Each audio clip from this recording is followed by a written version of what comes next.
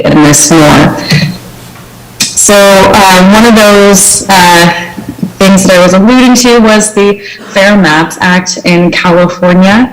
It really has solidified these redistricting principles that we use to guide the process. So the first of this criteria is each district has to be relatively equal in size, and we base that off of the US Census data. So we're not looking at citizens, we're not looking at voters, we're looking at the total population.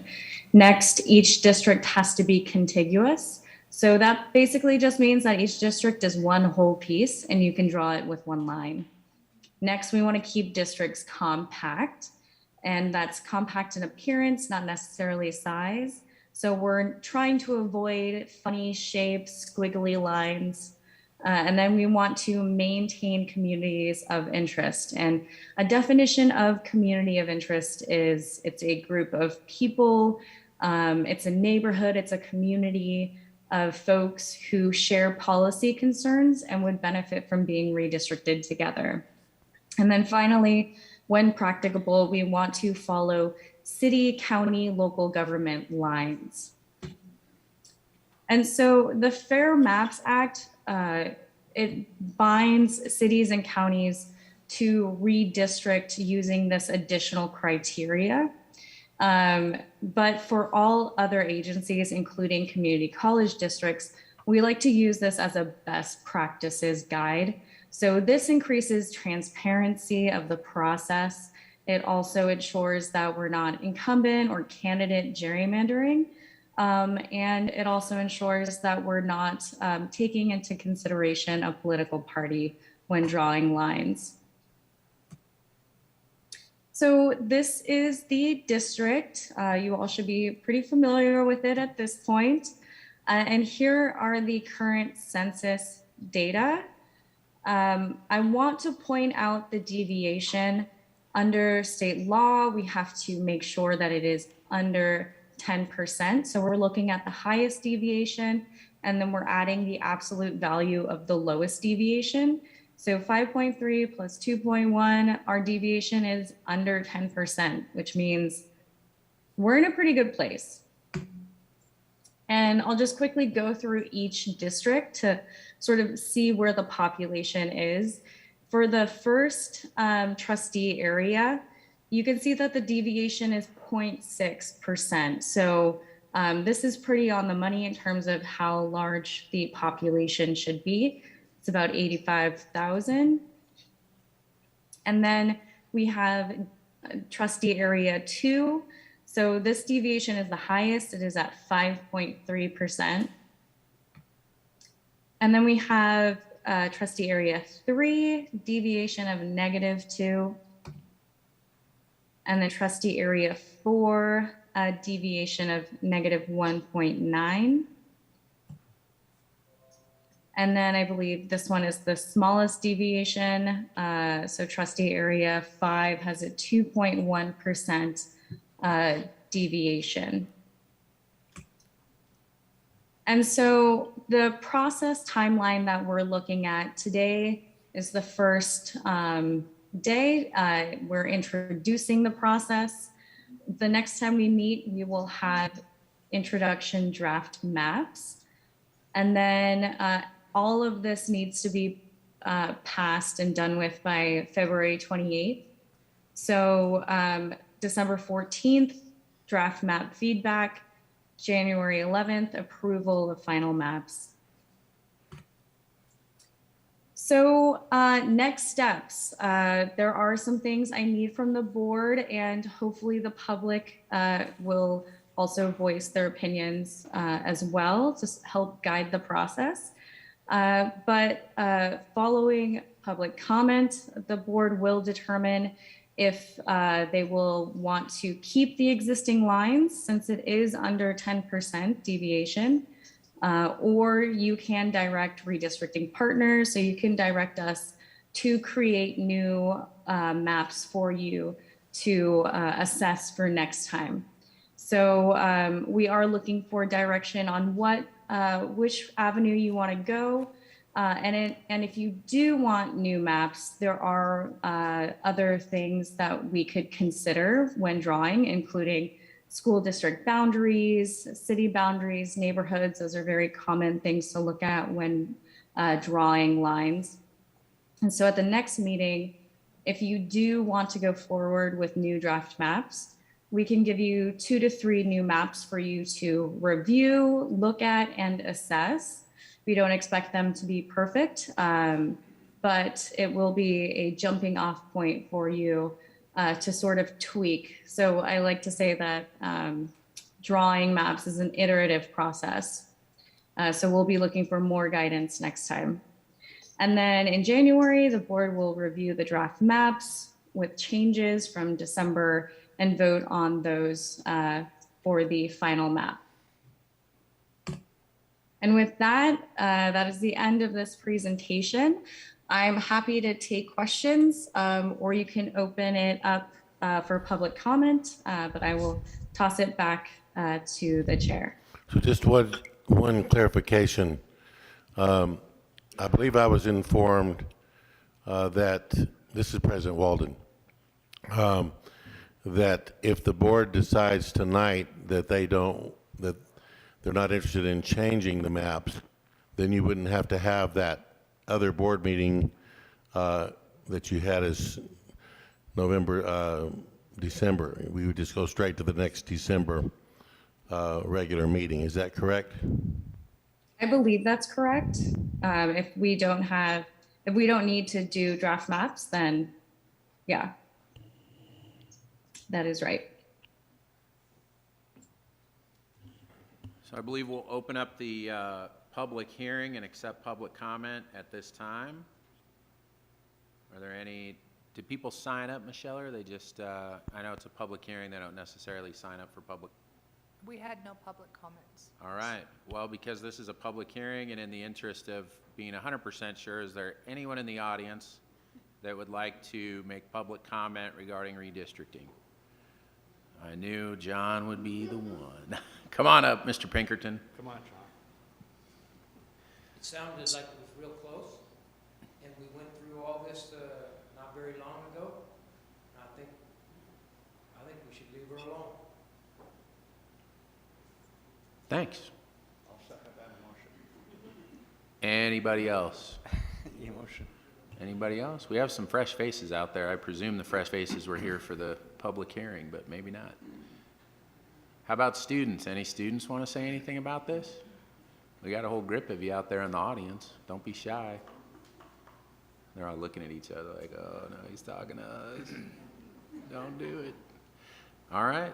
Well, let me just check. Tim, do we have anybody online? No, there's nobody. There's nobody online. Okay. Oh, all right. Well, I just want to make sure. I didn't want to have anybody say I wanted to say something and didn't get a chance. All right. I do have a question. What's your name? Jennifer, right? Liz. Liz. I was super close. You were. If you close the public hearing, then you can have free discussion with her. Oh, okay. So we will close public hearing. All right. So I did have a question. I'm pretty sure I know the answer, but just to be 100% sure, our current boundaries, when we last had them drawn, I was part of that process. Mr. Pinkerton, who spoke, was Mr. Brady, Mr. Henderson over here. I believe that we went with basically a match to the local K through 12 school districts.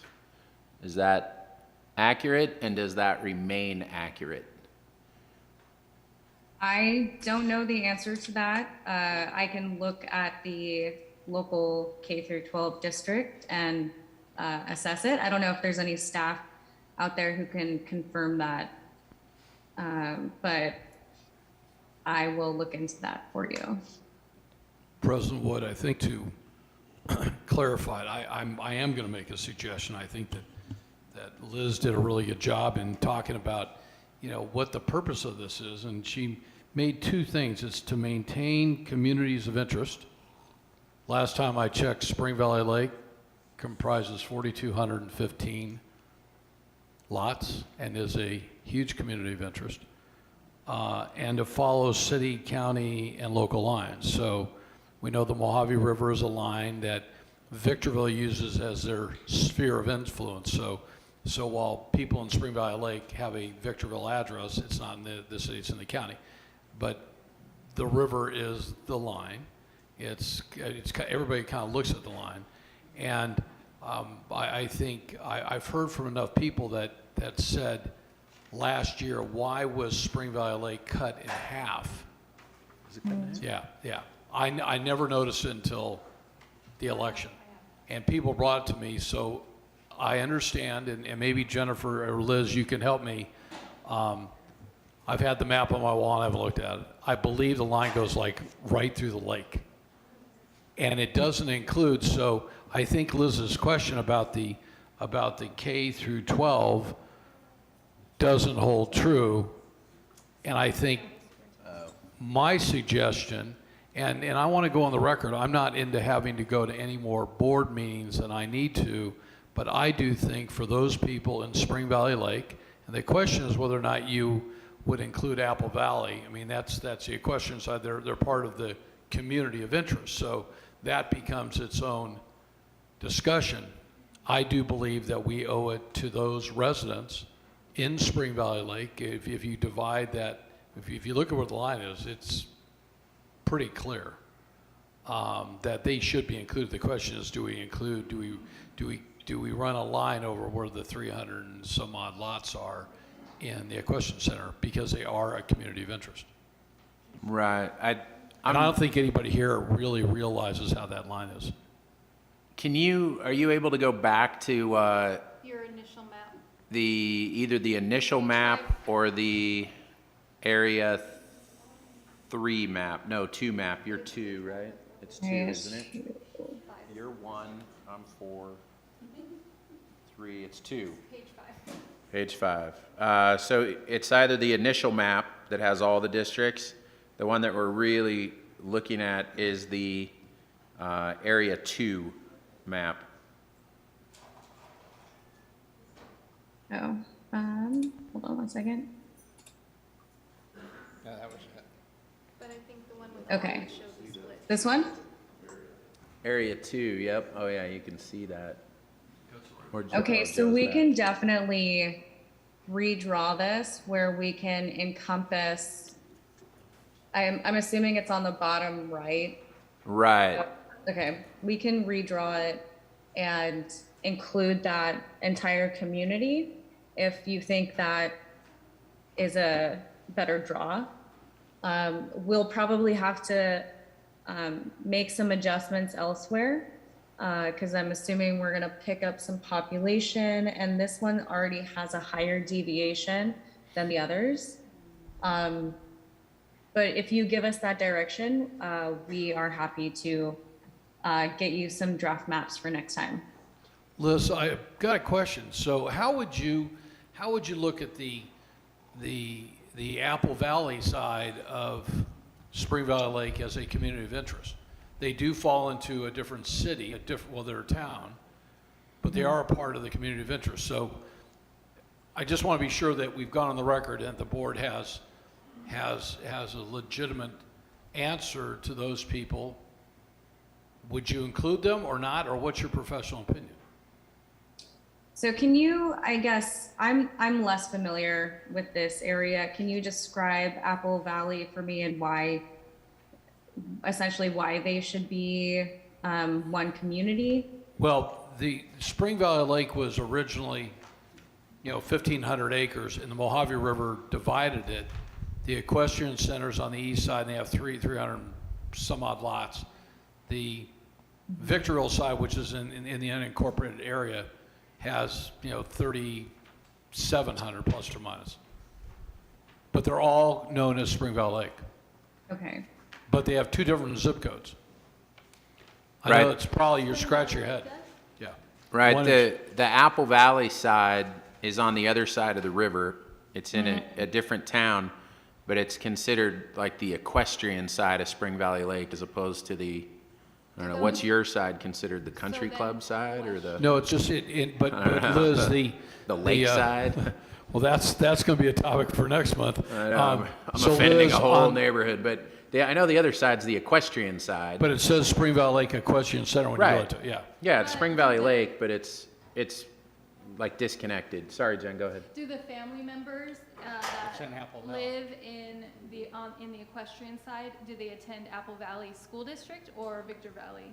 I think they're Apple think they're Valley Apple School Valley. District. So if we follow the K-12 line, then Yeah, that's our. no, that's I our just reason. want to be sure that if we're going to make this suggested change, that we have the discussion. If the board says, no, we're not going to, then my thought is to include them, but logic says follow the K-12 line. Right, that's And the my thought. K-12 line goes right down the Mojave River.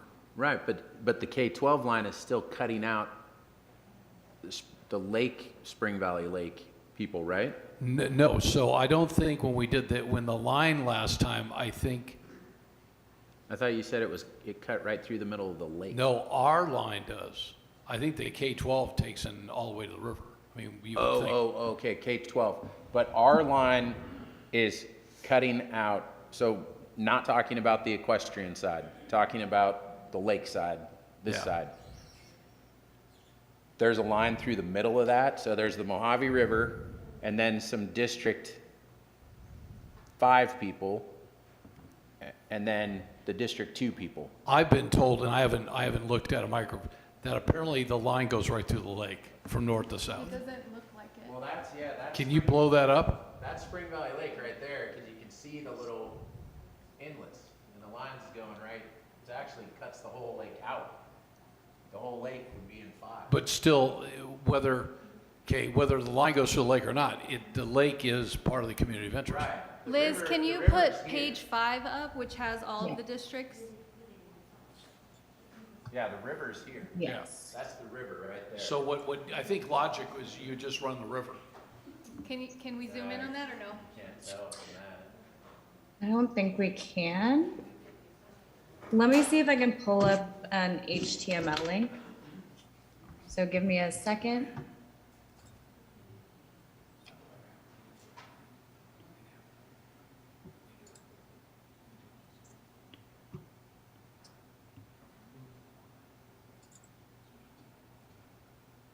Yeah, but they gotta draw it and then come back. Yeah. That's weird. How did we miss that last time? Right, I mean, they're so zoomed in, I can see it's kinda tough to tell, but, I mean, here's on the phone, you can right. stretch it. How about this suggestion? Tim, can you pull up? Here we go. She's got it. Yeah, there we go. So the orange is District 2, correct? Yes, so this is District whole 2 lake. or Area 2. And the purple is 4? No, it's 5. 5. This is 4, and then this is 5. All right, so zoom in and we'll try to use our words as best we can so that you can see. Okay, see that lake? Yes. That lake is part of the neighborhood to the left. And then there should be, see the kind of dead zone, like there's no roads, no nothing. You've got that, it's kind of running up and down from top to bottom across your screen Like, to the right of the lake. oh, to the right. Okay. See, there's kind of like a blank zone. It runs from the top to the bottom of your screen. She's right there. Yeah, you notice, Mojave River. notice there's absolutely nothing there. That's because that's like a dried up riverbed Oh, okay. where if anybody cares, the water actually flows year round, but you can't see it because it's underground. You know, that is one of only 2 rivers in the continental United States that run from south to north. To north, right. South to north, and it flows year round, but can't see any water. Flows underground. Sorry, Cliff Clavin know that. moment for the Cheers fans out there. I think the earthquake of '33 did that. So can you kind of get an idea? If not, I was going to suggest that Tim try to pull up a Google Maps like satellite image, and then the river becomes like glowingly obvious.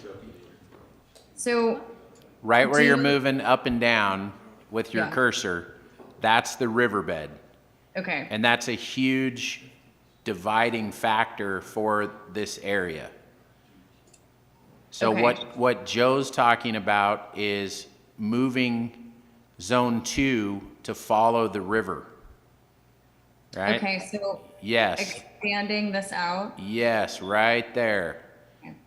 So scooch the line on 2 to the east so that it follows the riverbed.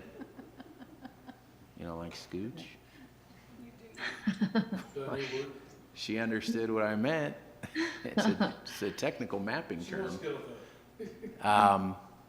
And Joe, So- correct me if I'm wrong, but Joe's talking about scooching that line to the east to follow the riverbed and then adjusting. And I believe that will also make the maps more accurately reflect the school districts. And I hope Joe knows, I believe all the residents of Spring Valley Lake are in the same school district, I believe so. right? Just the equestrian The side equestrian that or not. is Right, the equestrian side, I think they're in Apple Valley, and I believe we really did try to stay to the K through 12, so. Mackenzie, do you know if this is,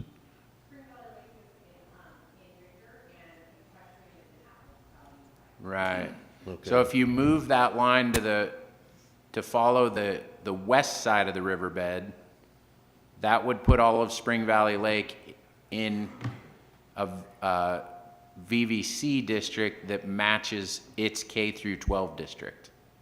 Okay. Does that make sense? Yes, so we can absolutely compare the K through 12 district and make sure that we are, share lines, and ensure that we are following the Mojave River. The one caveat that I'm just gonna throw out there, I don't know how much population we're gonna pick up. A lot. over here. It's a very densely populated area. So that would increase the deviation. So we might have to change some of the lines in the neighboring areas just to make up for that. So I do want to throw that out there, but I think that your instructions makes a lot of sense. And I think I would love to make a map that would follow that. So I would say, just for me, this is my comment from myself, that my first choice would be to stay with what we have. The residents are used to it, everybody's familiar with it, people know which district they're in, they know who their representative is, and as the saying goes, if it ain't broke, don't fix it. So my first inkling would be to leave it alone, but I think Joe raises a very, very valid issue that initially when we did this 3 years ago with Mr. Pinkerton and some other members of the board, I thought that we followed the K through 12 lines pretty much right on the money. Didn't you think that too, John? Yeah, John thought that too, that we stayed right on the K through 12 line. So I'm surprised at what Joe brings to our attention tonight, that in fact we kind of accidentally cut out a whole neighborhood. So I think we do need to look to see if we can move the line up to the river and see how that throws everything else off. Because I think if you do that, you're going to have to move the line at the other end, right, of the community, and potentially force part of Spring Valley Lake into District 1 or District 3, potentially. If you look how far it goes over, so again, let's go back to the principles here. Maintain communities of interest. Yeah, but you have to be within, you have to be Deviation. under the deviation. Of 10%. So You're already the highest. if you pick up more population by going to the river, you have to lose that population on another line. You have to give that Well, population if up you look to how far another. the map goes over, the map How goes many over. people are you talking about? How many houses? We have no idea. You're Joe knows. probably, Huh? I'm guessing, Dennis, 1,500? And so you're 1,500 people live in that little area? There are Houses. 42, 1,500 Dennis, houses. there's Oh, 40, 1,500 houses? in there's that little area? 4,215 lots in Spring Valley Lake, 330 are on the riverside or the Apple Valley side. We have 12,000 people that live around that lake. Okay. So, without getting into names maybe of why it got people, cut. without getting into names of people that I could say called when we had the last election, Right. prominent people, everybody here knows their name, said they were shocked that they weren't in what they thought was what now would be a community of interest. Right, the Spring Valley, kind of the Spring Because, Valley Lake because they live in District. Spring Valley. Right. If they lived somewhere else, it wouldn't be the issue. Where's the west line though? Because she's gonna have, if she moves it to the river on one side, she's gonna have to pull a line in The somewhere else. west, the west line goes, as I remember, on the other side of I-15.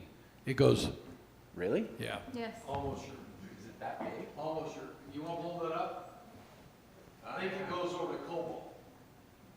Yeah. Then it goes to Cobalt, and it goes up, and it goes along the power lines of Section 13, where Brentwood is. Oh, yeah, but you're gonna lose some of that to Water 3, is what I'm saying. Brand, this is not about what Joe loses. This is No, about the next. I'm not saying you, I'm Yeah. just saying like, if she moves Because the of the line that deviation. way, then it's gonna blow District 2 out on the numbers, It'll and be she's too gonna have high. to cut in somewhere else. Why don't we do this? I'm not a demographer, although I deal with numbers.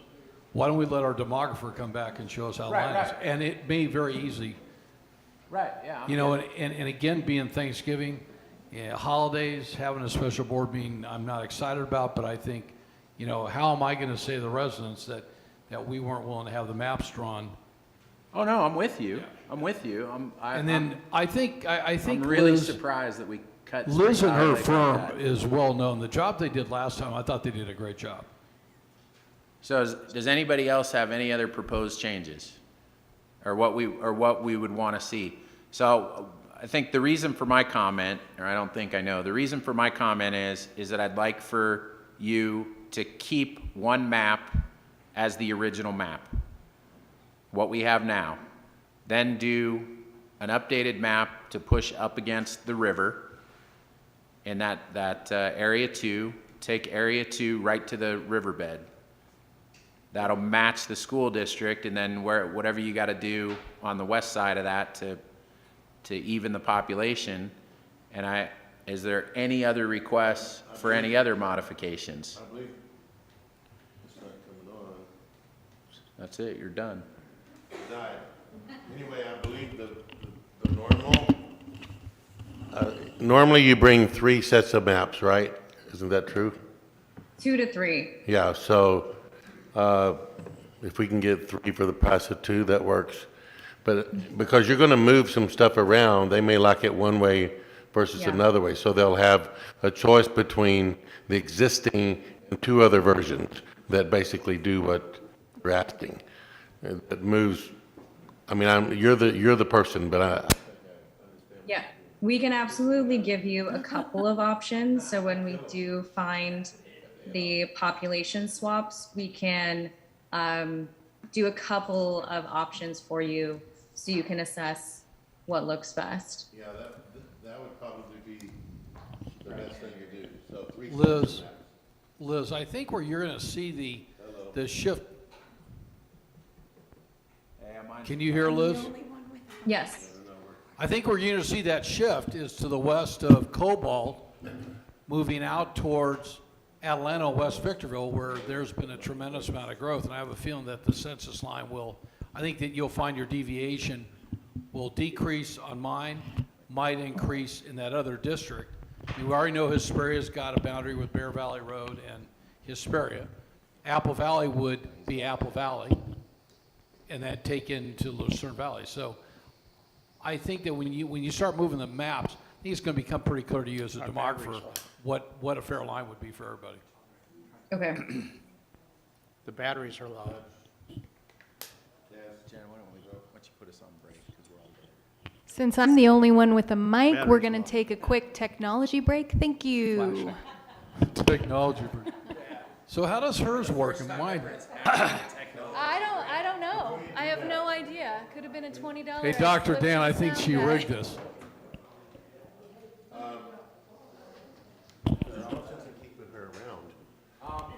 You're gonna, okay, so Elizabeth, are you there? Yes. I think we only need the 2 maps, right? Yours and the one we have. You know what? does 2 or 3, it doesn't matter. Doesn't matter. 2 or 3 doesn't matter. You don't care? No. All right. So you don't have to stay around while they go play. Just bring us 3 sets of maps. Okay. But the other 2 should reflect the desire to encompass all of Spring Valley Lake. Yes. Okay, thank you. Thank you. My office will work with your office and the trustees to schedule a special call board meeting. Perfect. Sounds good. So Jeff will be in touch with you as well. Great. Great, thank you. Good night. Check one. They're all gone. Look at it, it's flashing.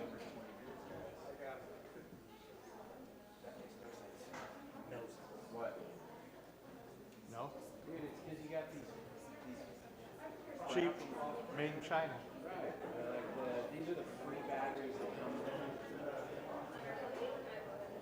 Yeah, they're no in. good. You want them? Here, they're crap. They're crap. These batteries, not these batteries. Those 5 minutes rated for 8 hours of talk time. No, dude, look at these things. Golden power, bro. Get some energizers.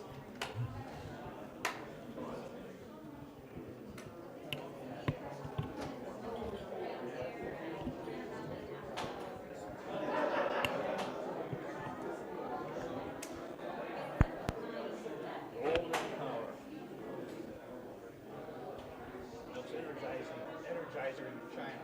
Chinese. Test, test. Oh,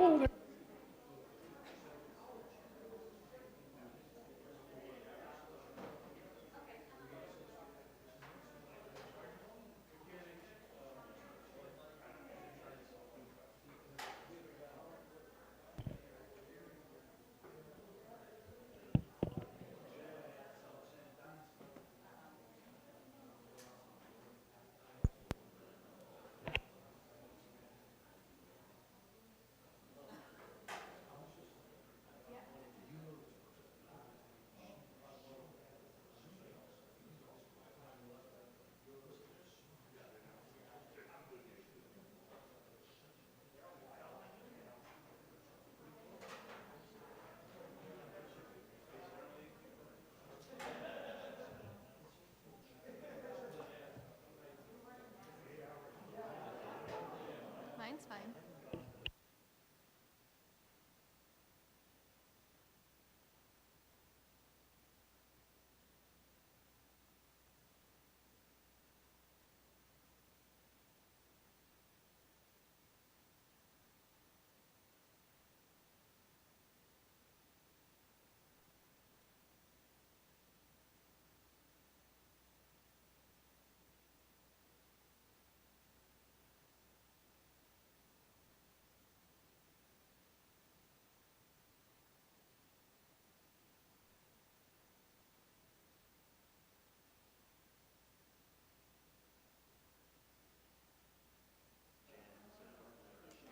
I'm not 100% sure. Is that mine works?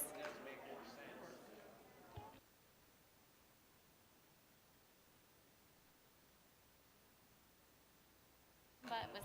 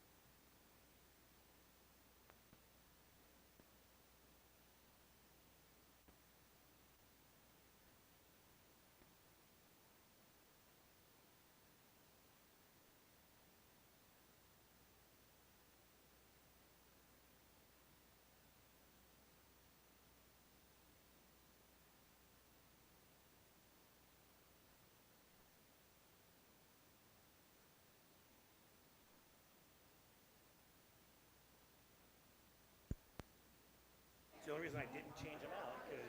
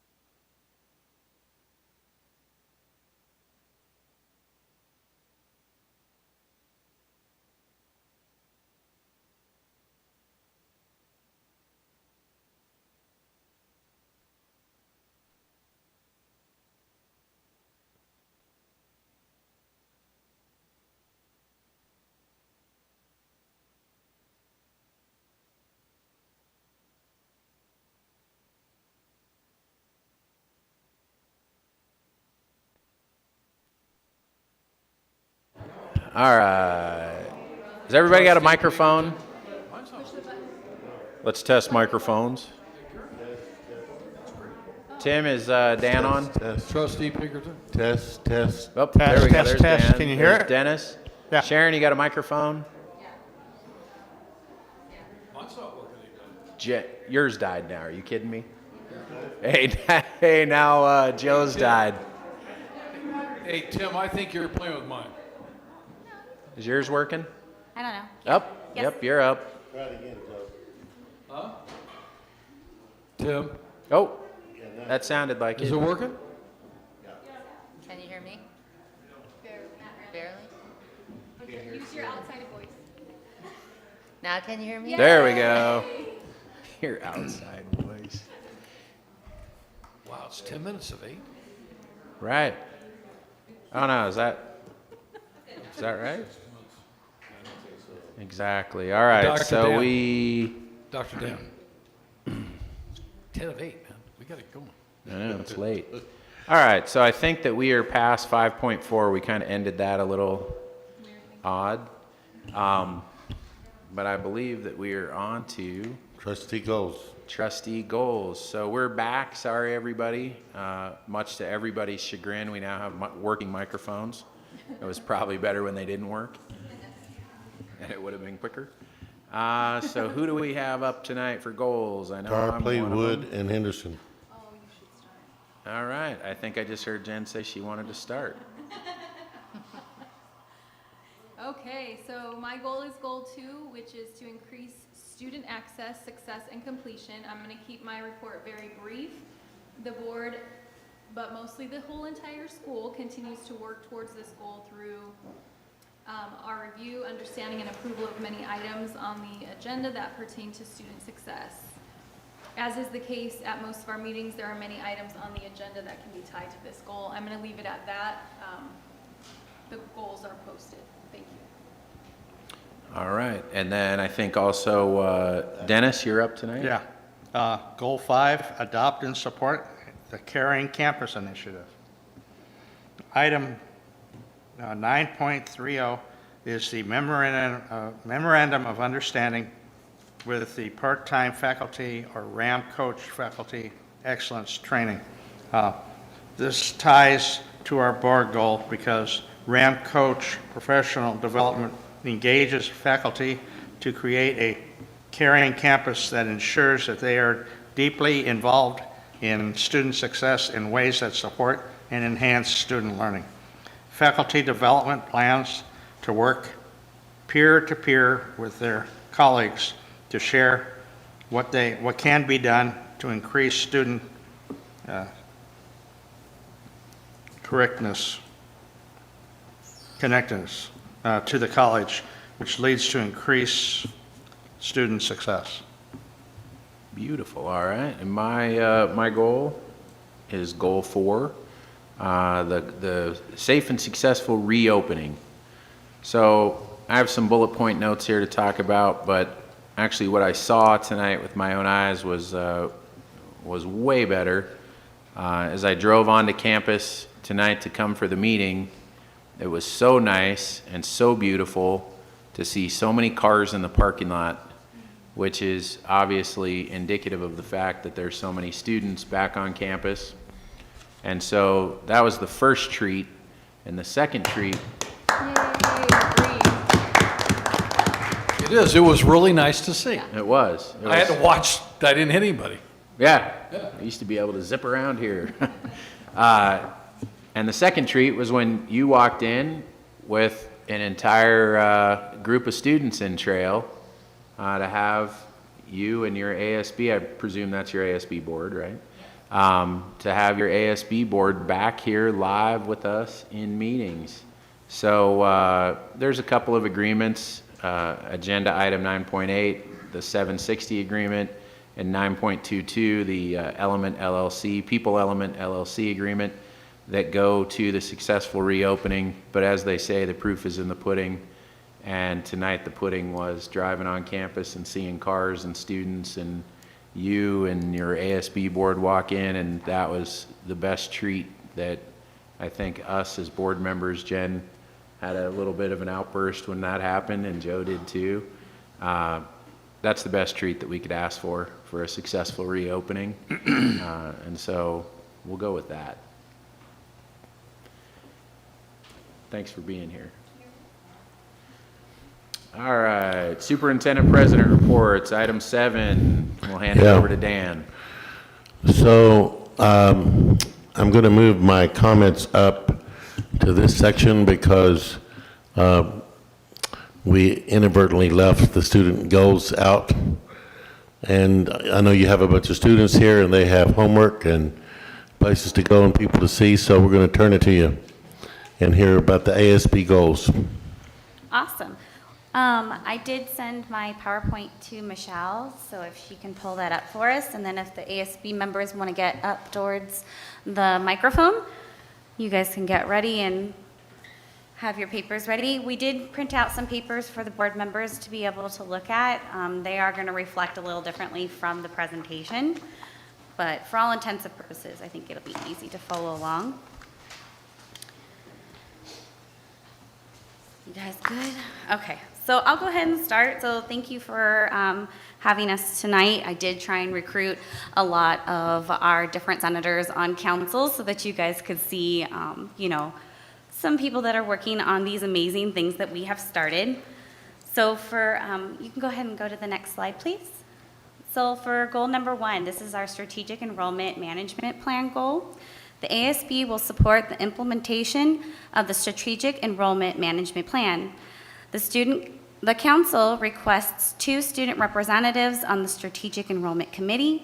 We desire to accelerate the registration process, increase access to counselors, and reduce the time required to obtain an educational plan. We request that the Academic Senate recommend to the Superintendent President that Victor Valley College hire additional full-time counselors. So an update on this one, I am currently on the college committee, college council. Thank you, Dr. Scott. And so ASB has advocated for 2 student members to be constituent appointees to the Strategic Enrollment Committee. The operating agreement for the committee was submitted to College Council for approval. ASB has asked to be on the December Academic Senate meeting to address the student perspective and need. So that's just a little bit of an update on that one. Can we go ahead and move to slide 2? Thank you. Hello, everybody. The second goal is multicultural center. So for this goal, it is to increase student involvement and enrich the college experience. ASB Council supports the Superintendent President's 2021 goal of establishing a multicultural center, which will celebrate all ethnicities, sexual orientations, and religions.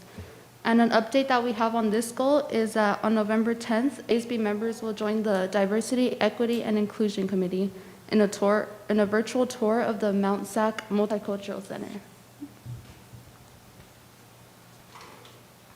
Next slide, please. Goal number 3 is to extend the VVTA bus hours, because given the increased demand for the evening classes, the VVC ASB recognizes the need for VVTA to extend hours of operation. And then as an update, the ASB has attended the Board of Trust Directors meeting, and we have put in a request to extend the hours of the operations. And this addresses the 106 classes that we have that run past the operations, so that we should be hearing back from the VVTA Board of Directors in the spring of 2022. That's about it. Next slide, please. And for all those following along on the paper, this is actually going to be number 5, so this one's on the back. Hello, my name is Jessica Vida, and for this goal, it is to increase academic success, and the ASB requests the office hours of instruction to expand the spectrum of tutoring services to add upper division courses, including but not limited to chemistry, biology, and physics. An update: on October 29th, we invited Amy Azul, head of tutoring, in our meeting to discuss the factors of tutoring on campus. Amy provided information of different tutoring services on campus, and we addressed some needs for additional tutors. Currently, the Achievement Center, Math Success Center, Writing Center, and Community Center offers tutoring at this time. She is currently working on hiring more tutors, and ASB will continue to assist her needs and to achieve our goal. And currently, we do have a chemistry tutor set up. Thank you. Next slide, please.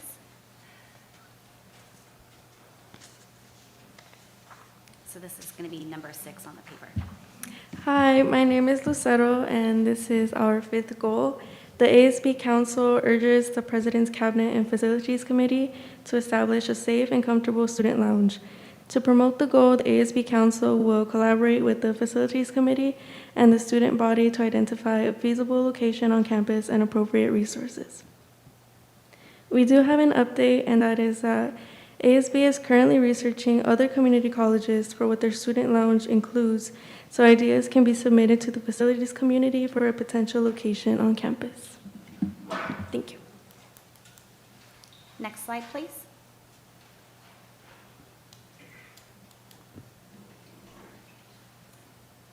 The ASB Council advocates for the creation of Basic Needs Center to assist the students in need of clothing, hygiene supplies, toiletries, laundry facilities, and essentials.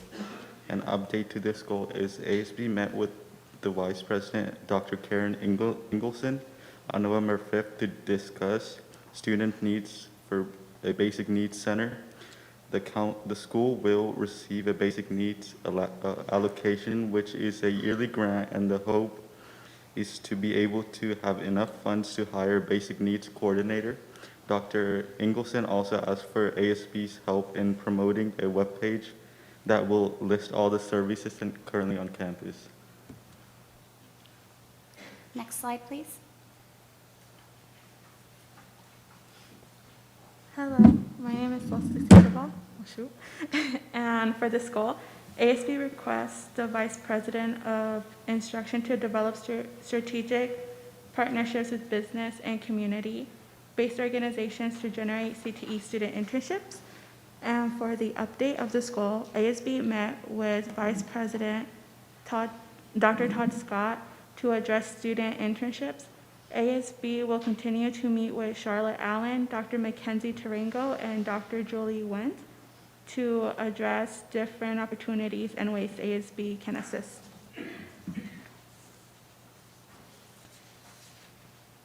Next slide, please. Thank you. So now we're going back to the front of the page because this is number 4. Hi, everyone. I'm Fernando Torres, the ICC Senator.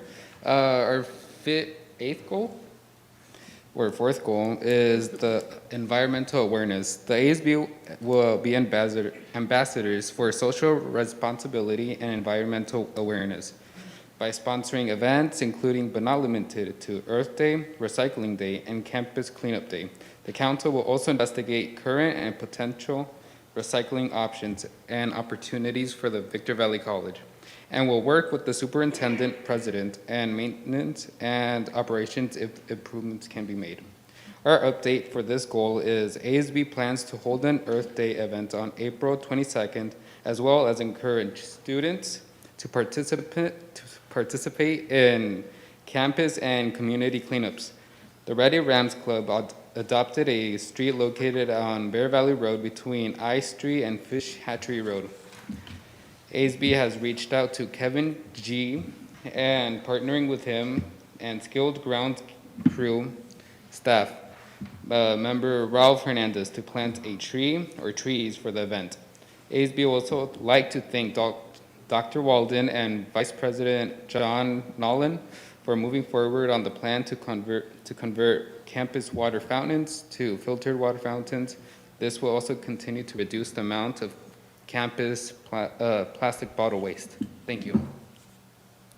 So I just wanted to add a little bit more on this. We do have a meeting set up with Kevin on Monday to go over the different types of trees that we can possibly put on campus for our Earth Day. I did a little bit more research on Earth Day, and I think what we're going to try and do is, since the school paid for ASB cards for everybody this year, one of the other things on going green is possibly encouraging our students to use the bus services, since they are free with the ASB card. So I'm really looking forward to this particular one. Even though it's a little far away, we can definitely look at doing some recycling and some cleanups throughout the entire year. And we're really thankful that you guys decided to put in those water bottle fountains, because, I mean, I've used my same water bottle all day. I've just kept refilling it all day. So we're really appreciative of those ones. Next goal, please. Might be more of those. I don't know. I think we were told 82 more are getting put in on campus. I know Yeah. back when that we ordered quite a few, and they were in a warehouse, and they started installing them. I don't know is there still a bunch in a warehouse, or? No, What, you got all those installed? one of our scheduled maintenance projects is to replace them all Yay. on campus. But are there still some in the warehouse from the first round that we ordered, or? I think we've got them all installed. All those, okay, all right, so we're buying more. Nice. Yay. Good evening, everyone. My name is Giselle Mejia. I'm the PR Senator. For the Health Center, our goal is recognizing that health is essential to student success. The ASB Council will seek the approval of the student body to propose to the President, Superintendent, and the Board of Trustees that a Student Health Wellness Center be established. Our update is that ASB met with the Vice President, Dr. Karen Ingleson, on November 5th to discuss the students' need for a Student Health Wellness Center. ASB will support Dr. Ingleson with a Campus Solution Summit with students before spring semester. Dr. Ingleson will provide 3 health fee levels with expected student services in preparation for a student vote on a health fee during the spring ASB general election in May 2022. Thank you. And the last goal is just a thank you of everybody on council for putting in the time and effort to be able to present this with you guys tonight. So we thank you for your continued support. And I could try and answer any questions. If not, I can have Advisor Sewell maybe step up and answer any questions that you guys may have. No? Well, I can try and answer if you have any questions. I'm just really proud of you being there for the whole process of the goals and then seeing them implemented. It's just, my heart is overflowing, and I'm just so proud of each and every one of you. The students are the reason that I am here personally, because I can only speak for myself, and I just love you guys. Thank you. Now the work, right? Now the work. And we've done some footwork, but I'm super excited. Looking for some tree suggestions, because we've got that coming up. Windproof trees, you need. Huh? You need wind-proof. Wind-approved trees? Windproof trees, or they all end up like that, pointing towards Apple Valley. Okay. And maybe some of those trees that don't, when the wind blows, you know, all those little drops get on your car, they're like syrup, like a sap. I don't know what those are, but they're within the high desert. I would say this, Trustee Pamela, the finest day I have every year is to go up to the retreat. I think, like Trustee Jennifer said, I mean, we're here for the students. You know, outcomes for our students benefit our community and benefit the entire region. I've seen year after year after year where, you know, the students work all day long and stay up until 2 and 3 o'clock in the morning. They come up with, they take 400 ideas and narrow them down to 10. And each year, this seems to just be getting better.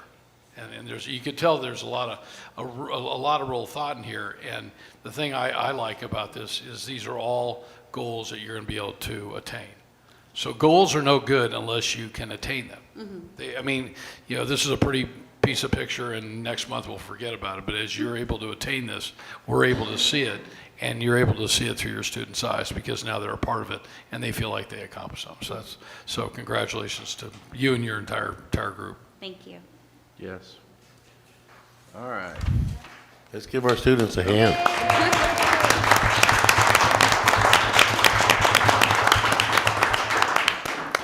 Okay, I think we're ready, Kirsten, for the foundation. I believe you have a presentation tonight. Thank you so much, everyone, and good evening. We do have a very special presentation this evening. We have, as you know, our purpose is to support student success, and we have a new scholarship that was established, and it is the inaugural Don Seedam Scholarship, and it is sponsored by the Spring Valley Lake Yacht Club. So with us, we have the Spring Valley Lake Yacht Club Commodore Rick Groff, if you would please come up, along with Shirley Seedam. And then we have Matthew Kiaha, who has joined us. He's interrupted his automotive class to come join us. So please join me up here. Please take this. Matthew, we won't tell anybody in the automotive class that you're not there right now. You're only on film, so don't worry about it. Chris is bringing the check over, the big check. The golf check. Wow. Yeah. About a year and a half ago, we lost Don Seedam. He was our one of our founding members, actually the driving force for the yacht club. So the officers decided that we would want to do something for in memory of Don, and we decided on a $500 scholarship to be given to a student here at Victor Valley College who is in the automotive tech program. Don was a car enthusiast, a master machinist, and he owned a couple of, he was part of the Spring Valley Lake, Rod and Relics group. So when we reached out to the college, I reached out to the foundation because I know Shannon, and she put me in touch with Chris, and we went, and they went to the chair of the department of the automotive tech, who's, I guess is not here tonight because he's had some procedure done.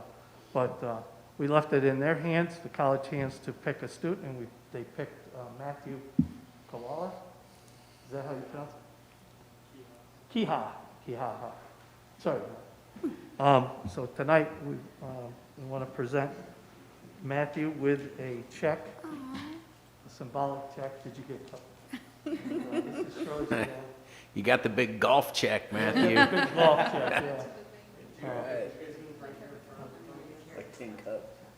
Happy Gilmore. Let me get on that. Get it right?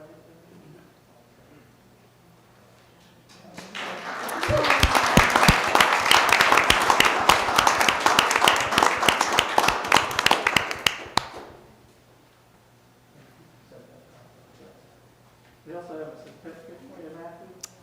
Student recognition.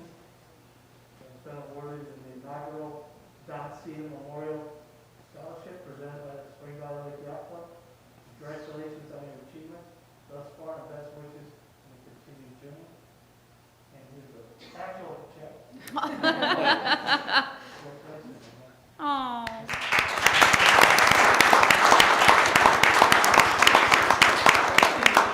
Matthew says you're a second-year student, and you plan to graduate in this spring, or does it take another year? Couple more years, so you're doing it part-time? Yeah, that's the way I went to community college too. So I can relate to that. Again, congratulations to the board and President Walt. Thank you for your time.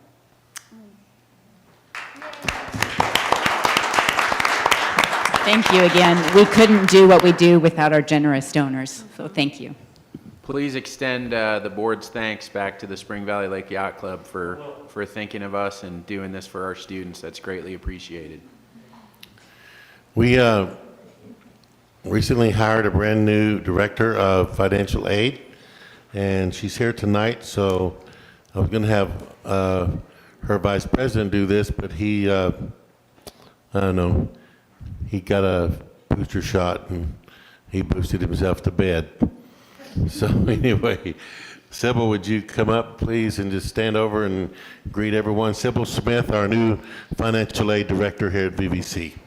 Hi, everyone. Thank you. I'm pleased to be here. And as Dr. Walden said, my name is Sybil Smith, and I'm the new director of financial aid. I come to Victor Valley with about 23 years of experience, 10 of which are in a public community college. I live right here in the community, which will be the first time I've ever lived in the actual community where I worked, because I'm from Seattle, so it's spread way out. So I'm very excited to be part of the community and to be able to help the community along with my team. And so I thank you guys for having me here tonight. And I'd like to take the opportunity to invite everyone to honor and celebrate our veterans. Actually tomorrow, we're having an event at the Veterans Resource Center to honor and celebrate our veterans. And so we would like for you to attend if you can. And thank you very much. Thank you. Dr. Walden, I liked your email presentation the other day. It had a lot of energy to it. Thank you. Congrats. Welcome. So at this time, we'll have a facilities update from not doctor, we'll give you an honorary doctorate, okay? Our Deputy Superintendent of Admin Services, John Nolan. Good evening, Board. How are you today? Evening. President Walden asked me to kind of, since on the agenda we have later a bid award for a remodel downstairs. So he wanted me to give you a little bit of history on how this project came about. So close to 2 years ago, in the fall of 19, I think Dr. Walden had received quite a bit of input from social media and other sources regarding we used to contract that space out with a firm called Chow Time. So he had called Dr. Scott and myself to his office to talk about options and exploring options on what we could do to improve the food service that we're providing our students and staff.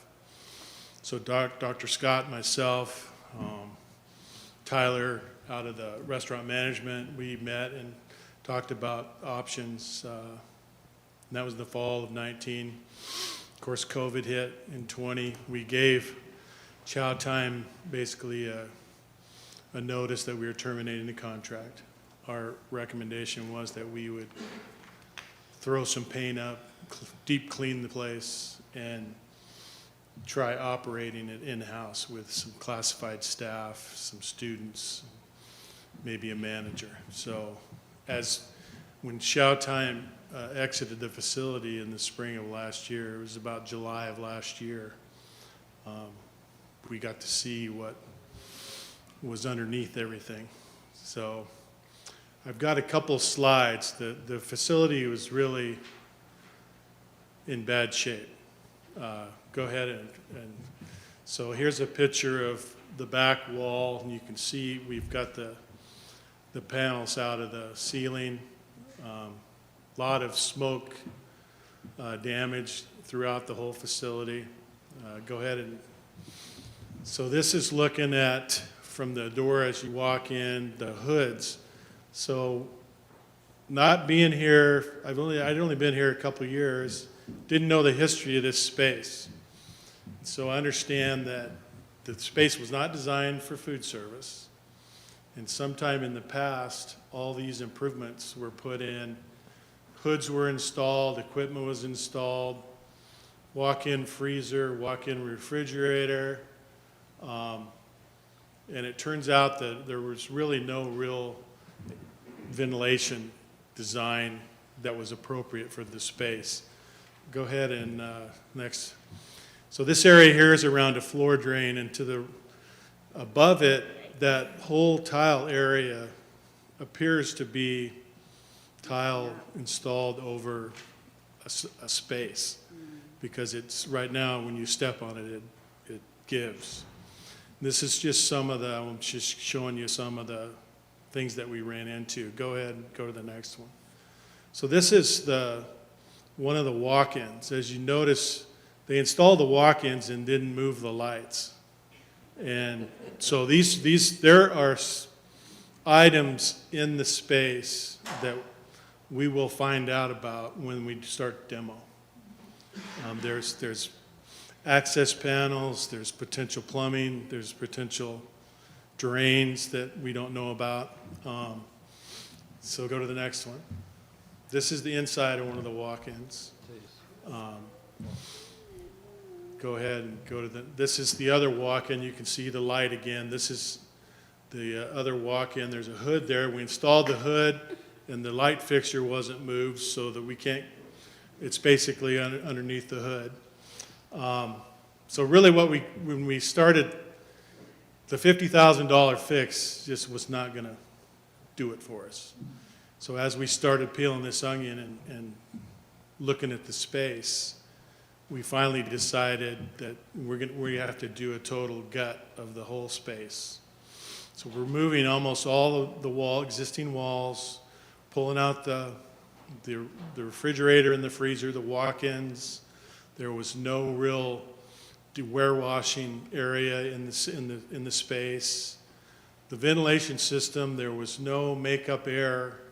So when you pull air out, you got to pump air back into the space, so you don't have, smoke everywhere. But there was never any makeup air ever put back into that space. So if you've walked it, there's smoke damage all over inside the space. And then I think my grossest slide is coming up. So that's the ventilation hood with the grease that had accumulated. And in the actual ductwork, there's about well over an inch of grease just in every duct coming out of the hoods. So that's what we kind of ran into. We worked with Dr. Walden, and the option was more of just trying to fix it, or let's do it right, let's do it once. And so we had budgeted $2 million into the current budget, but as you'll see, the bids came in a little bit more than that. But we do have the funding available in our capital outlay fund. We're receiving between $1.5 million to $2.5 million a year in redevelopment funds that can only be used for capital improvements. I think this is a very high priority to provide space to prepare quality food for the students, the staff. Right now, a lot of our students are running off campus, going to the fast food places. Our goal is to keep them on campus, provide them a very valued meal. We're not, we want to be very competitive. The goal is the operation will break even. It's not about making money for the college or anything like that. So we're going to operate. Use student resources where we can, use faculty resources where we can. So I think the renderings are coming up. They're not really large enough to see very well, but go ahead, Tim, and see if. So this is what it's going to look like when we get done. Wow. We basically are designing it so you come in the west door, and then you go around the perimeter of the room. So you'd have, like, I think the first station's like, well, you see the far right bottom corner there. That's where you grab your drink if you've got it, you want your energy drink or whatever. The first station, I believe, is a pizza station. So you make the personal pizzas for people, they order it, and then there'll be like probably a salad bar next to that. And then you go around to the next wall, and that's where you have your burgers and your hot dogs, your corn dogs, Italian food stuff. It's all cafeteria style. The goal is to get the students in there, get their food, and get them out. And you basically just go around a circle, and then you go out that, which would be the north door. So it's all designed for high volume, quick, food to carry out and eat in the space. So that's kind of our goal. You've seen what we did in Tyler's area.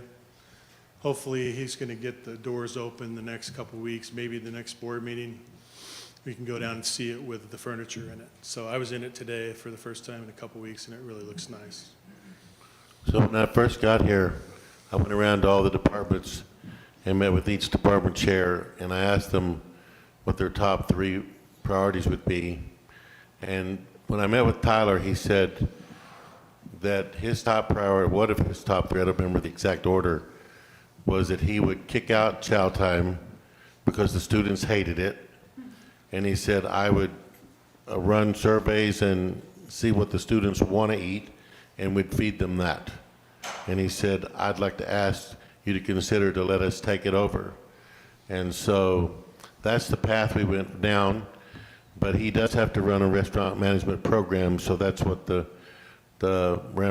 Desert Rock Cafe is about. However, over here, we will hire a manager and we'll have some other classified employees in here, but also our students will be able to do lab time in here as well as next door in the Desert Rock. So the Desert Rock can handle the student volume at lunchtime and for mealtime. So that's what this is. This is for our students. I think they deserve the best. If you're going to be in Aspen College, let's give them the best. And this would be something the college that would stand for the next 20 years or more. And it'd be done right instead of patched and terrible like it was, when we got it. So that's, and I know that Tyler and Todd and John and all of them worked together to get this designed. And Tyler's still going to be a consultant to the manager of this restaurant in helping them to design the menu. Okay. Any Robert, questions? I just want to throw one back there at Robert. Having attended many ASB retreats, how many times, off the top of your head, has one of the student goals been better food options or more food options or healthier food options on campus? How many times? Hundreds? 50, 60? It was my 3. Every year, right? I mean, it's not a goal this year, is it? But it was there. Just don't think it made the final cut, but a lot of years it makes the cut. Better food options, healthier food options, more food options. I think it was a goal last year. It was. Something, there's always something about the food options. So I'm super happy to see this going and support it. And we did go down and tour Tyler's space. It's spectacular. If this comes out as good as Tyler's or similar to Tyler's, it'll be better than what those photographs even suggest that it'll be. So Yeah, the colors are not finalized yet, so. So we, yeah, so in cabinet, we have such great brains in cabinet. We came up with some really what we thought great ideas for the name, and so then we sent those over to our students. I don't know, they're still here, good. And so we said, here's our ideas, but tell us what you'd like this to be called. They didn't like any of ours, and they said, call it the Rams Cafe, and they voted 100%. There you go. We wanted to keep it simple. I think that's the reason So why.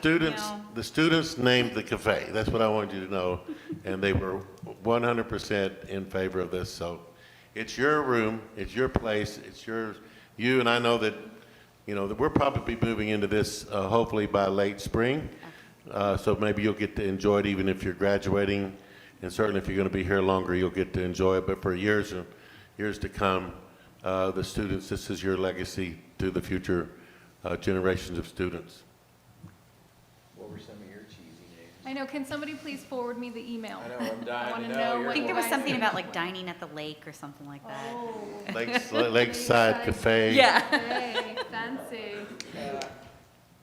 Dr. Dan. Shooting down all their ideas. That's horrible. Dr. Dan, I don't think anybody in here disagrees with your comment about being sure that we offer great food and great options. My question is, how do we let this get like this? I mean, this, Because it was Subway. we do we're the landlord, right? Yeah. How do we allow this to happen? Well, I'm just curious. This is the way it was when I got here. It was Well, like that. trustees can't micromanage, so I'm wondering, No, where did the ball get dropped? I don't know. think I've only been here 3 years, and I ate there one time. I think it's, I'm guessing. I walked in there one time, and those people were so blanking rude. Yeah, rude. They They were rude. I just walked out. I thought, well, okay, I'll just go somewhere. I think it probably just deteriorated slowly over time, and nobody noticed, you Well, know? and they're just gone, so let's focus on the positive Well, yeah. and the future and Right. moving forward, which is what we're planning on doing. But I Jim, don't think we need to what move I'm trying Which to is be a sure salad is bar. that it doesn't happen again. So I think one of the Right. things, Yeah, Trustee Brady, one of the things that I think you should know, number one, the college never made an investment in this. They patched this together. Yep. This is gutting it and making it like it should have been if you were. Right. This is being designed from the bottom up. They got to they've got to bust the roof open, take a beam out, or put one in or something. I mean, this is a literal big thing. $800,000 you're going to see later. It's a $2.46 million project, but $800,000 of that is equipment. How So much? 800,000 for How many equipment. square? I'm glad you guys are doing it right. Square feet. It's gonna be nice, and we're gonna maintain, we're gonna operate it in-house. It's Any gonna- job worth doing is worth doing right. And, you know, at my last school, we had a huge cafeteria that did anywhere from $10,000 to $15,000 a day, but we were on a landlocked campus. You left your parking spot, you lost Out it. of luck, yeah. And so we had to have quality food on campus. The students were just really, You've been a month, right? Not a day. what's that? No. 10,000. We had, you know, 15,000 FTS. But, yeah, we were doing over 10,000 a day in sales. I can tell you at my last college, we didn't have it. We built the building for it, but the college never could come up with the money. And the whole 8 years I was there, the students complained they didn't have any food. So the only food service we had on campus was a truck that the students had. Otherwise, they had to go off campus to eat. And it was the major complaint. Like a roach coach. It was a roach coach for sure. And I ate there many times. Hey, John, how many square feet is that? This is space. I have no idea. I've got the plans, but I haven't. Yeah. It's not big. That's why we're doing, you know, in one door, out the other, kind of. I'm happy you're doing it right. But you have your whole area down there where they will have tables to eat at. Yeah. That's all part of it. I mean, some other facilities news is that we had a meeting with our architect today on the stadium and event center.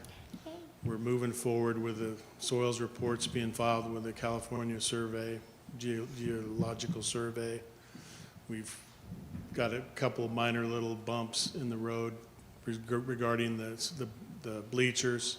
We're working those through, and then we're working with the service area 64 on some sewer issues that, and Southern Cal Edison, they seem to be not responding well to our requests, so we're having to push them a little bit. I don't know if you noticed. Don't feel bad. They're not treating anybody in Yeah, I the know. construction industry any better than you are. Yeah. I know they're busy with the boom going on here, but if you notice, we did a project around the 10 lot on landscaping. We went all the way down basically to the end of our property with curbing, and we put some curbing in on the Child Development Center drive to take care of some of our erosion issues. So That looks good. the little storm we had, things seemed to work pretty good, so, I don't know, it may never rain here again, but we know it worked. So what's the deal with the soils report and They're just, we're having to excavate more, and there's some, you know, I'm not an engineer, but there's some differential reflection that the report came out was different than the previous report. And so they're gonna have to put a few more supports on the grandstand foundation. Some more. bigger footings? No, it's just I think just wrap the bottom of it probably with some beams, aluminum beams or something, just to keep it from shifting. But, you know, it was a hiccup. It's cost us some time. We're hoping to get, you know, the thing bid out in the spring and break some ground. So when do we expect or hopefully be open? Well, we're hoping in 24, right? Fall of Well, 24. If it could come out of DSA, we'd like to start construction in March or April at the latest. Yeah. And it's an 18-month project. Yeah. So that'd be the half of 22 at the end of 23. Yeah, we'd be playing football in 24.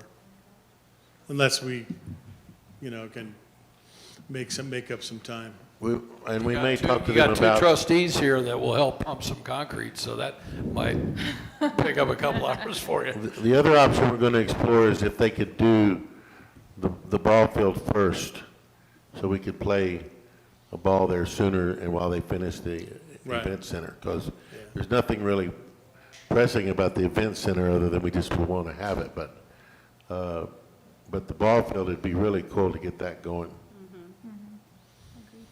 So we'll deal with that when it comes out of DSA. Right, then we've got some other landscaping projects that we're doing. We're spending that state maintenance money. So we've just put some air evaporative coolers on the auto shop. We're putting a compressor in the auto shop. We just finished a project that's taken a while to do oxygen generator for the respiratory therapy program. That's been installed. We're going through testing and finalizing that. We're teaching the staff how to use it, and so that project's going well. But we're looking at some kind of solution for the front levee or whatever, the ugly front hill. So we're looking at potentially maybe some a wall there, a retaining wall there that would look more appealing than than the sagebrush and. Are you talking about in Bear Valley? Yeah. Under Yeah. the easement where Edison is? Yeah. You know the hill. Yeah. Yeah, Back because about there was a this- period of actually- time that nobody knew who owned the hill, because the Edison easement was right there. It's just ugly right there, so we could put a big wall or something. Looks Let's say terrible. Victor Valley College, you could totally change the face of Yeah, the so we're college. talking to a civil engineer and a landscaping engineer to try to figure out what we're gonna do there. That'd be great. That would be At least, great. at least landscape it. Yeah, it's dangerous to maintain though. It's just, That's- last time we were on it, we had one of our groundskeepers roll down the hill. Or put stuff that doesn't need maintenance. Yeah. Succulents the or idea. whatever, like they run along the side of the Right. freeways, stuff that grows slow and is fire retardant and. low So we've got a lot going. So the students and the staff are gonna see some work getting done. Looking good. We're out counting the fixtures for the water bottles. So we're gonna put that project together also. Nice. What do all the students out there think of the pictures of the Rams Cafe? You like it? Yeah? All right. Okay, thank you. There we go. Right, yeah, just feed us. All right, so the board asked, when you did your goals this last summer, you asked that you be updated on a regular basis in regard to the educational master plan. And so one of the things we've done is we asked each of the vice presidents to take a month this year and to use that month as a presentation to you, to not be shorter than 5 minutes, but not longer than 15, and to present to you what they're doing in their area to see that the educational master plan happens and is implemented. So this month is going to be Yogesh in information technology, and then next month we'll hear from Dr. Todd Scott in instruction. Great, Scott. Good evening, Dr. Walden. Good evening, trustees. Before I begin, I know, Trustee Wood, you could relate to this. People call attorneys and IT only when there's a problem. Yeah, like nobody would remember the 95% of the time the mic worked, but today it didn't work. I'll hear about this. Exactly. Yeah. So what I'm going to be talking about is how are we aligned technology with EMP. Next slide. When we talk about digital transformation from a technology perspective, there's 3 goals that we want to achieve. That is student experience, high quality practice, and excellence and institution learning. Next slide. And the EMP strategic framework has 4 major goals in it. It's equity, guided pathways, pursuit of excellence, and caring campus. So what we did is we picked projects that kind of covers all the 4 goals, as part of our EMP. Next slide, please. And what we did is we laid out for the next 5 years all the technology projects that we want to undertake. The first 4 years, the projects are very student-focused and also infrastructure-focused. The 5+ years are what we call smart campus-focused. And I'm going to walk you through some of the projects that we've done. Next slide, please. So we've completed 7 projects to date, which is all very focused on student experience. Next slide. Our first project was the new website. What we had is we had an external marketing company review our website, all our catalogs, all our documents, and on how we present to the students. And what they did was a concept called student spoofing.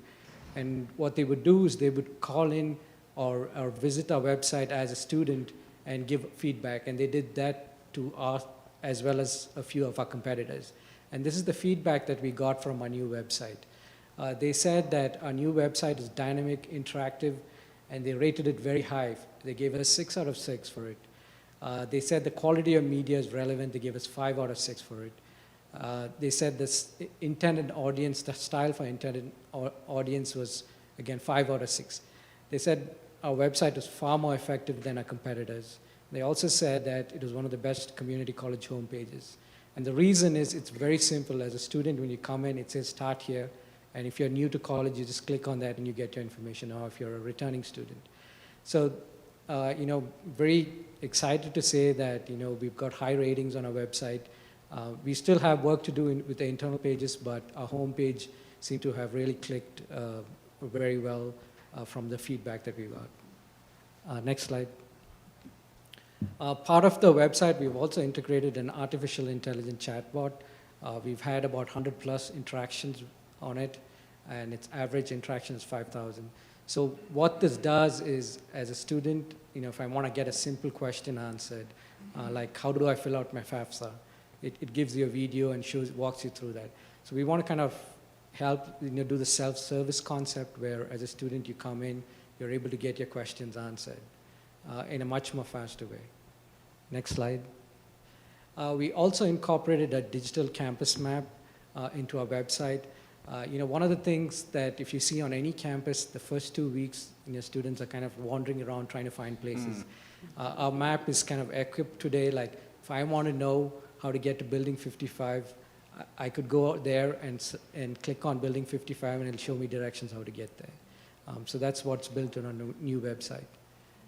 Next slide, please. And this has been the biggest request in terms of technology from faculty, staff, students, is to increase our Wi-Fi. So over the summer, we've installed about 200 wireless access points, and we've even installed external wireless access points. So students can collaborate around the lake in parking lots, and this was really helpful during the pandemic. Students who do not have access to internet could go to our parking lots and use free Wi-Fi. So this has been a great rollout for us, and we're planning to roll out even more access points as we move forward. Next slide, please. And another request that we got from students is to have a print station available on campus. So we've installed a new print station. It gives you a similar concept of going into a Kinko's where a student can print, scan, copy, and fax. And the other thing is the ability to print from anywhere. What that means is, as a student, I could be at home, finish my homework, set it to print, walk into campus, go to the kiosk, and just punch in the code, and it prints automatically. So you're not waiting online for it.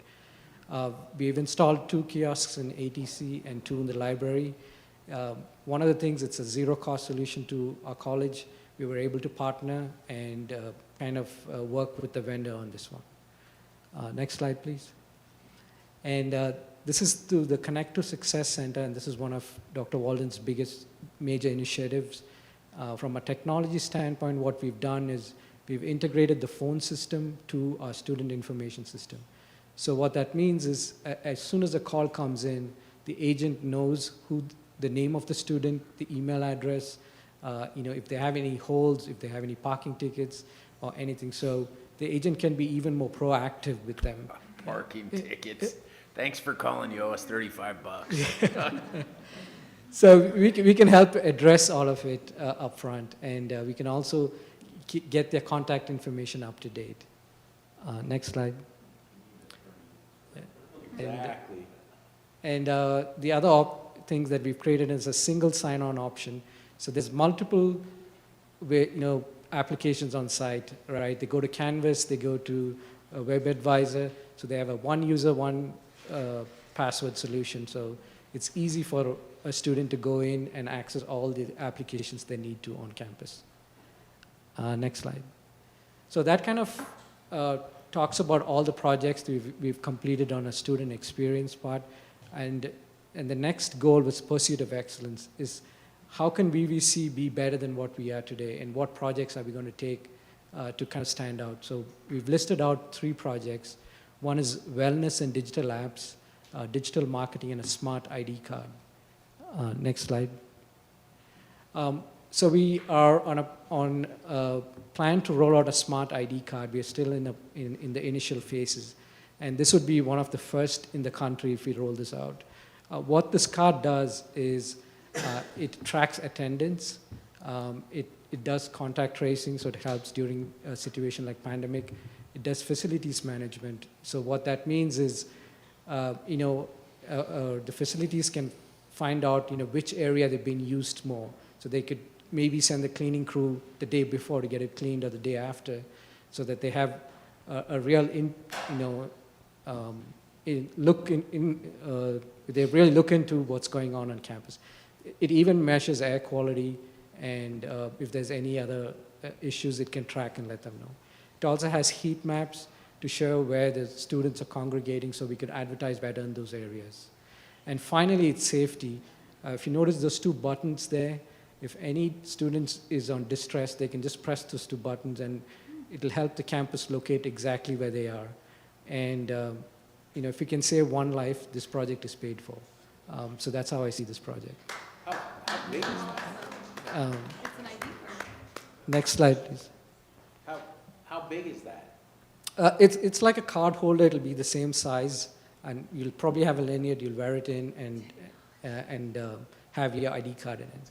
It has buttons on it, though. Yes.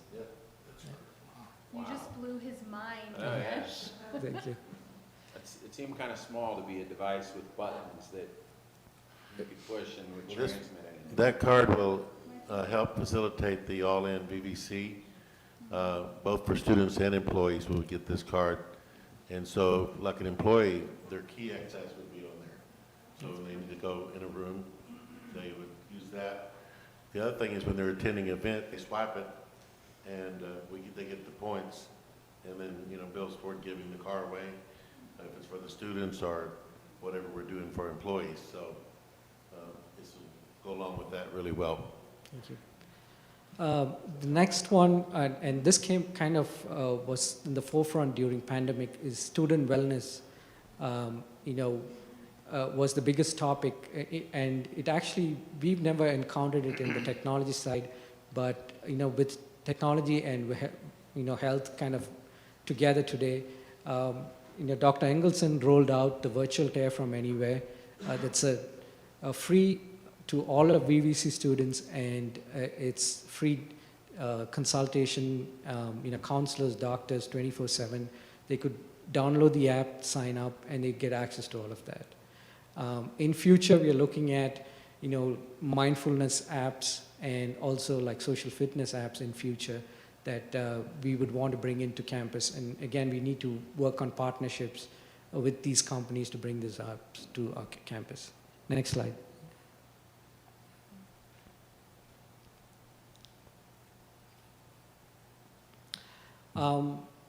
As a campus, what we have is called a digital divide.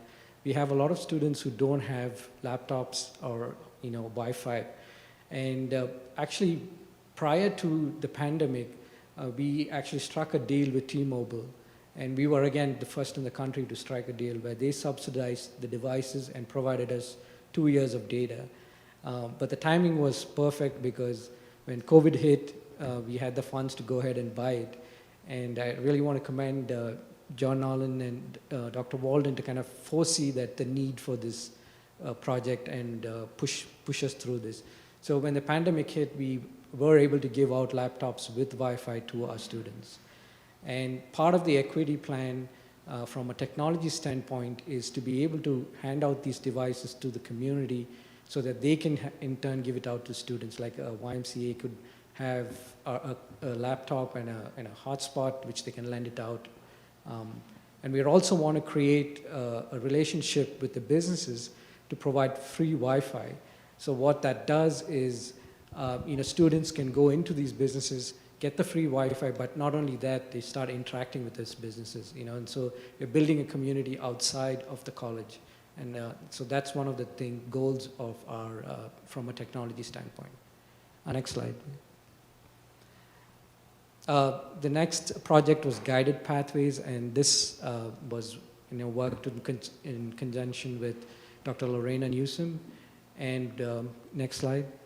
So what this does is, in our website, we have something called a career coach.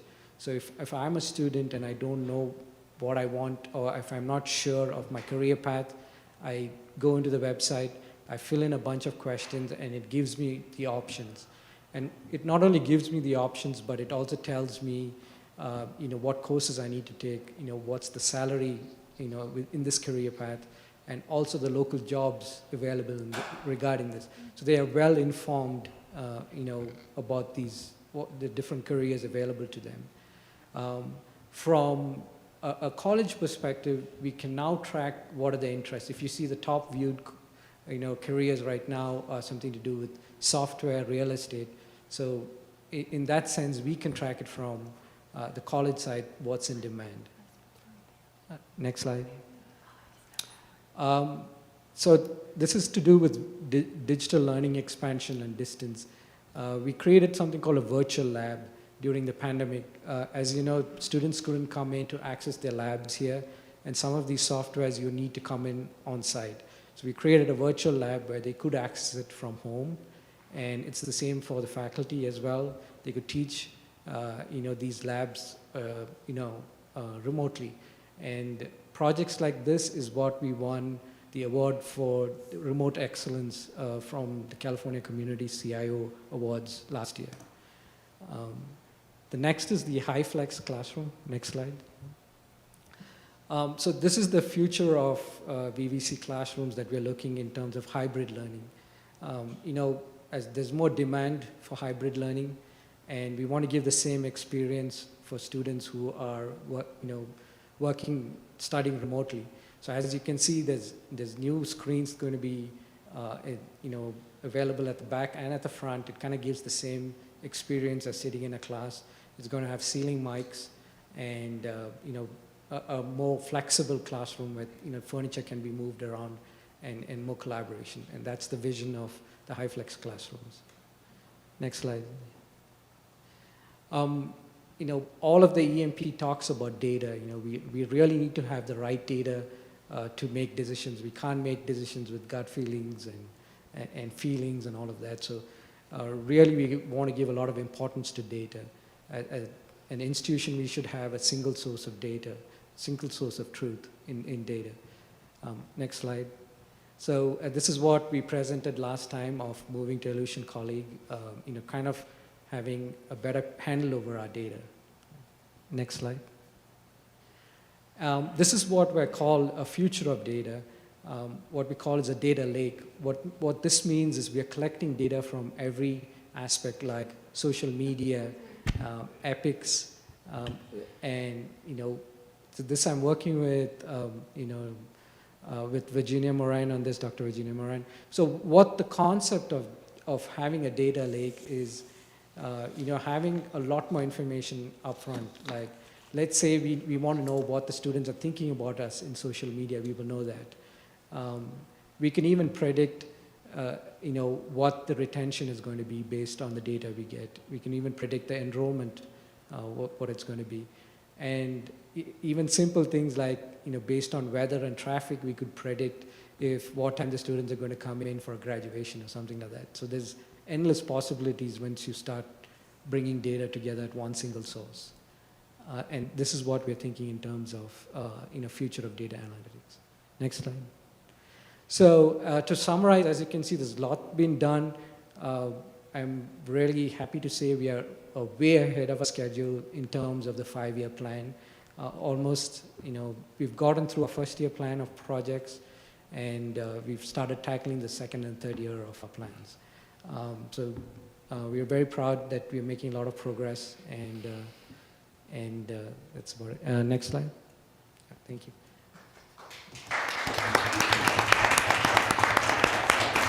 Sure. Yokesh, did you make a comment? I thought I heard this right. That you want to have a single source of truth in data? Correct. I did hear that right. Yes. That, I think, is really important. Dr. Walton, last month we had quite a conversation with Illusion here, and I was talking about, wanting to see the bigger picture. And then I read through the 24-page study that came out of your meetings last August, and I wrote Dr. Walton and I said I was more than impressed. You've just finished out that part of the equation that I was asking about last month. This is the bigger picture. That's correct. So from a business standpoint, now I understand what you're trying to get to, and I think it's exciting. But when you say, single source of truth and data, I think most people don't believe anything anymore. They don't believe the media. They just don't believe. So I think we need to reinstill that the data that we're putting out with all these sources is true. Then we can, I think, make very, very good decisions from that for everybody here. Yeah. Congratulations. Thank you. Excellent presentation. Thank you. Very good. I don't know who's going to follow you next month, but they got some big shoes to fill. One, Todd. Yeah. Is that you, Todd? Wow. Better start working. You better bring on your game, man. See how his eyes keep getting lower and lower. Right. It's Yeah. gonna be amazing. You might want to bring snacks, Todd. Oh yes, we can be both. I can. Right. Oh, Yokesh, did you tell the guys from Illusion they didn't need to be here tonight? Oh, now they're mad at you. I told Dr. Walton I was fine with it. No, I didn't need I wanted them back here, so just in case. That's why they get the big bucks. They get paid. All right, so quick COVID update, okay? This last month, so what we're doing now is we're just giving you what happened since last board meeting. So that's the change that you're seeing this month. Since last board meeting, 83 students were put on, now we have 10,000, by the way, right now. So of those, 83 students were put on quarantine, 14 employees were quarantined. Out of all those 83 students, there was 28 that were positive, and 3 employees out of the 14 were positive. There were 23 classes that received a notice of potential exposure. No classes over the past 30 days have had a documented transmission take place in class or on campus, and no classes this semester have had a documented transmission take place in class or on campus. So that's that good news. And I have one more thing tonight, one more very important thing, but I'm going to need help. And that is, You need lots of help, Dan. we got to sing to Trustee Tarpley. Oh. You got a what? Because it's her birthday. Suddenly, It's after over. I got done dirty, I'm all in. Happy birthday. Thank you so much. Happy birthday. Happy Finally birthday. 21, guys. Finally. Happy birthday. Happy birthday. Birthday to you. Happy birthday to you. Happy birthday, dear Jennifer. Happy birthday to you. Thank you. It's horrible, isn't It it? is awful. I mean, Yeah, it was you're a great welcome. gesture. I appreciate you all. Thank you. Moving on. Remember how stoked you were to do it to me? I really was. I Right. apologize. But, Comes around, goes around. it's true. Done. Y'all can't wait for your birthdays to come, can you? Mine already happened, so we're good. We'll do your half Maybe we birthday. gotta do a makeup. Marianne birthday. Oh my God. You're about to get a do-over. Do over. It'll come around again. Are you done with your report? I am. Oh. Wow. I was over here waiting for him to do something else. All right, section 8.1. We go into reports from our various groups. We have 8.1, Academic Senate. No. 8.2, AFT part-time. No. ASB, you know, if y'all are out there watching, we miss you. You could show up, you know, like Just to say. every other meeting or something. So we know you're out there and we'd like to hear from you. 8.3, ASB. Did you go before or is this again? I mean, I can thank a whole bunch of people if you want me to thank a whole bunch of people. Want you to do We whatever did you wanna do. coordinate with Martha Mendez and the Diversity, Equity, and Inclusion Committee for that Day of the Dead event that we had. It went on November 1st and November 2nd, with most of the activities going on November 2nd. We did have over 100+ people come out from the community and students get involved in that. There's a bunch of people in the room tonight, Dr. Engelson, Dr. Scott, Amy. Is Amy still here? I thought I saw her earlier. Kevin in the back. There's a whole bunch of people that really have stepped up and helped us out with the goals for our presentation tonight. I did want to mention that we did wash our windows. Lights of Love campaign will be going on shortly. I believe we are still getting our list of names in, but the last numbers that I have been told that we were going to have around 300+ children from the different programs on campus. So I know that the CDC did send in their students' names, and we were asking for their siblings to be included in that list as well. So we are getting ready for that. So hopefully we'll have next week, the walls should be decorated with that. I don't know if the beep beeps are from somebody in the back. Robert's birthday is next week. They can sing to him. So Robert Sewell's birthday is next week. On the 19th, I Who believe. just did him dirty? I'm dying to know. Don't snitch, but man, I'm dying to know who just ratted him out. I could guess. With friends Hey, like- Robert, is with your fr- birthday the 19th? It is. Happy birthday to you. Happy birthday to you. Happy birthday, dear Robert. Happy birthday to you. Is there anybody else who's going to have a birthday this month so we can just get you all at one time? I actually think Tim is also having a birthday. Like this anybody's month. gonna raise their hand Hey, for Tim, our when's your horrible birthday? singing. Yeah. What's his date? You write them out now. I think it's like the 17th, if I'm not You mistaken. think it's like the 17th? I think it is. Robert knows what date his birthday is, and it was probably Tim who texted Tim, about is it Robert. the- So is it the dime him off. 17th? Is it the 14th? Oh, it's this There it is. this Sunday. It's Happy this Sunday. Birthday to you. Happy birthday to you. Happy birthday, dear Tim. Happy birthday to you. This Sunday. So it's this Sunday, 14th.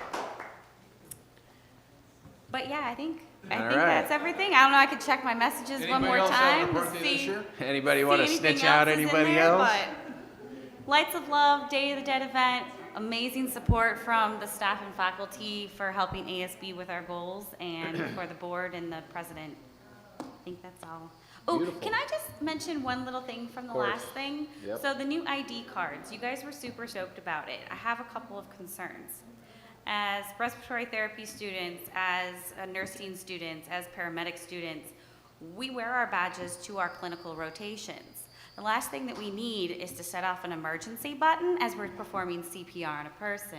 I'm not 100% sure if maybe, oh, he's coming back up. Ah, there you Sorry, go. I'm just speaking from compression crazy. Sure. If I'm sitting there doing something, the last thing I need is to accidentally hit a button. Yeah, so the way it works is you actually have to press both the buttons, and there's a specific amount of time you need to press it in.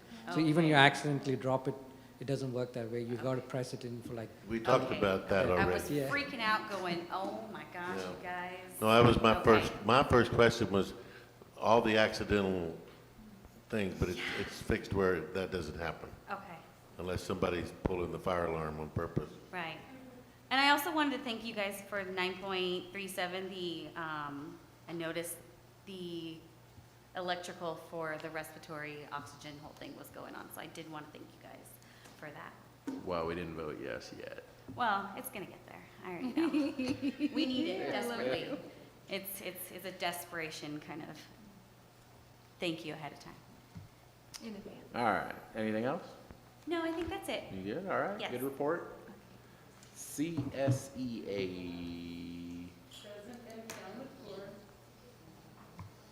We love you for being here. It's my long day. I just finished teaching class and then came right over. So. Well, we appreciate you for caring enough to come and see us every month. Okay, good evening. For the past 4 months, I've stood before you attempting to provide you with valuable information about the essential role that VVC Classified contribute as an integral part of the student success. I've mentioned the negative impact of the current culture and the attitude toward the classified unit. I've also spoken about dignity, respect, and trust. Yet here I stand with the same concerns that have been brought to you again and again. Tonight, item 9.24 is a continuation for contracting out classified work. When the district initially brought this for approval, I was told it was for emergency situations only. Yet the district continues to violate our contract by not providing the classified members to work these shifts. Numerous informal and formal grievances have been filed along with unfair labor practices simply because the district refuses to talk to the employees first. Also tonight, you are possibly approving an upgrade to the Aleutian services, but did the district talk to the classified to see what they thought? I did, to find out they are concerned about a possible biased decision-making process due to the fact that the current contractor is the one proposing the upgrade. Did the district have they spoken to other colleges about their experiences with this transition?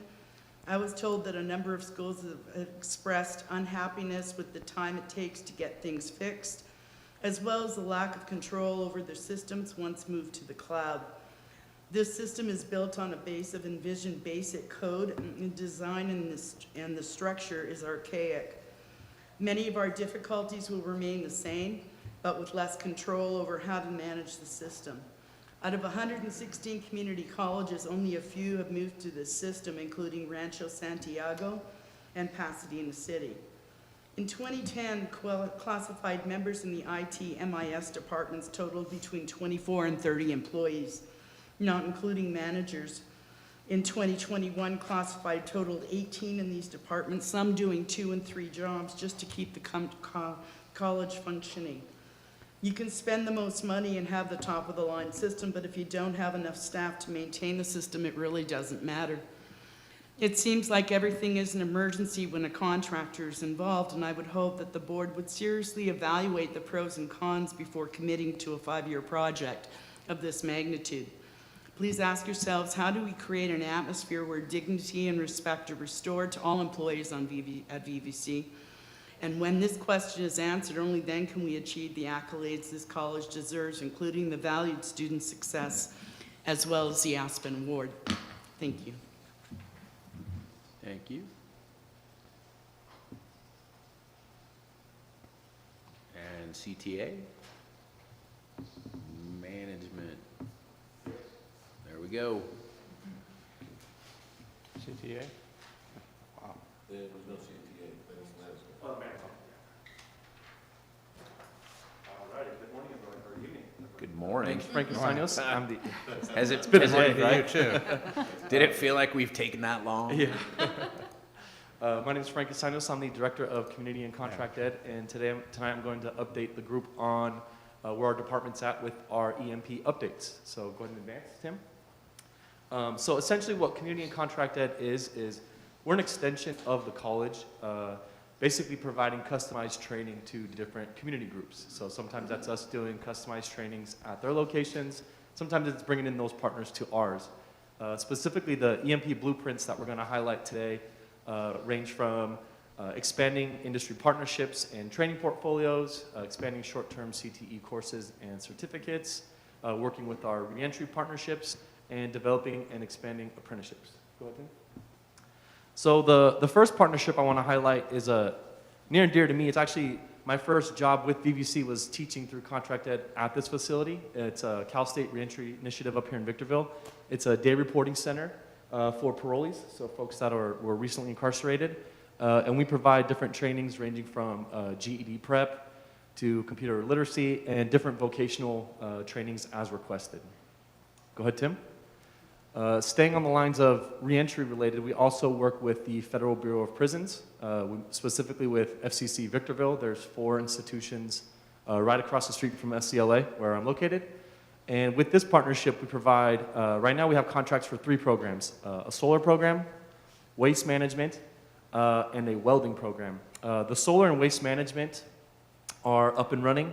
The welding, we've got the contract for it. In fact, it's on the board to approve it again for the 3rd year.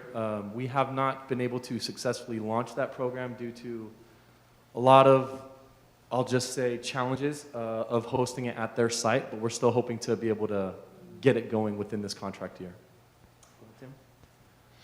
Another partnership we have is with Victor Elementary School District. They've got a family resource center in town, and specifically we target parents of VESD, and we provide them with different trainings. So ESL is an example, and you can see some of the parents there from VESD that participated in our class. Go ahead, Tim. We also work with IEHP. We started this program right before things shut down with COVID at their center. It was going great, and then it stopped.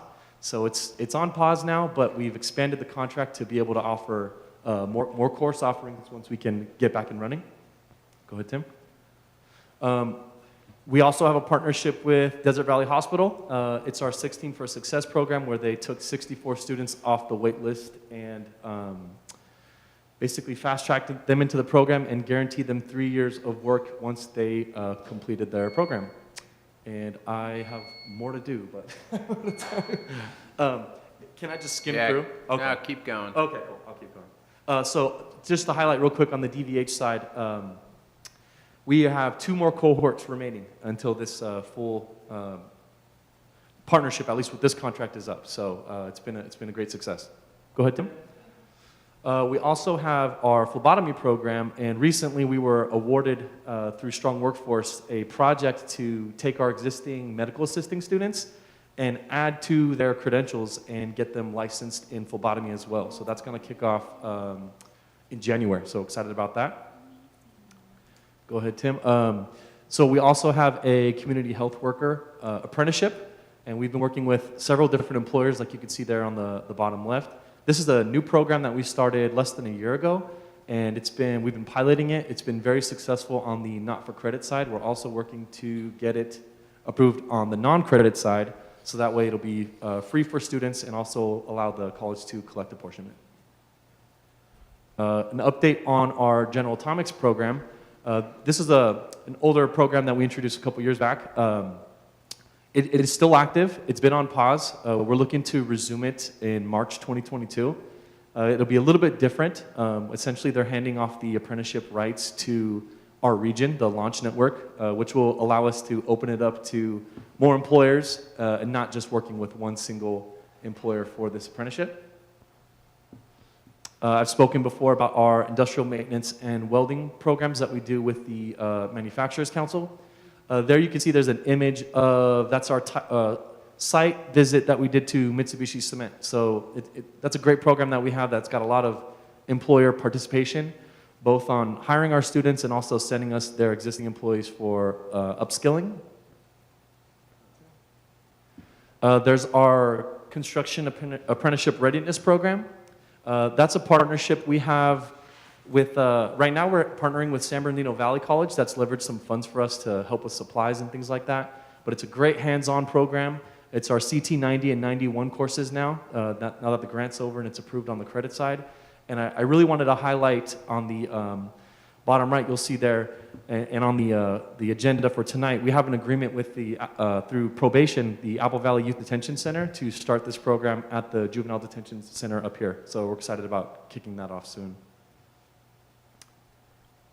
I've spoken before about the forklift certification program that's in the works. Again, coming very soon.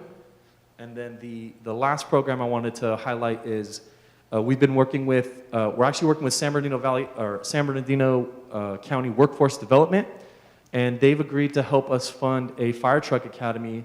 They're going to pay, essentially they're going to pay half of the cost for the program, and the employers are going to pick up the tab for the remaining costs. And so we're working with different fire agencies on getting these folks trained in this specific need. And with that, I'm good to go. I apologize for going over time. I timed myself like 3 times and I got it before, but I must, sorry. What's just the quick version? What do you mean the fire truck academy? Is Yeah. that an add-on to the fireman? Correct, and yeah, in paramedic fact- training, or? Yes, so this is specifically for people that are already working in the fire agencies, and it's just an upskilling of, basically once they get this credential, then they'll be able to operate the engines for their agencies that they work with. So it's like becoming the engineer then? Correct. yeah. Okay. Frank, what's the deal with welding in the federal prison out there? Yeah, so at first it was a lot of change in personnel on their staff side. And then it was determining which location to put it. And then we found a location, and turns out 3-4 different departments think they have the rights to that building. So it's figuring out who actually had the rights and things like that. And then we explored doing it at our site at the training center.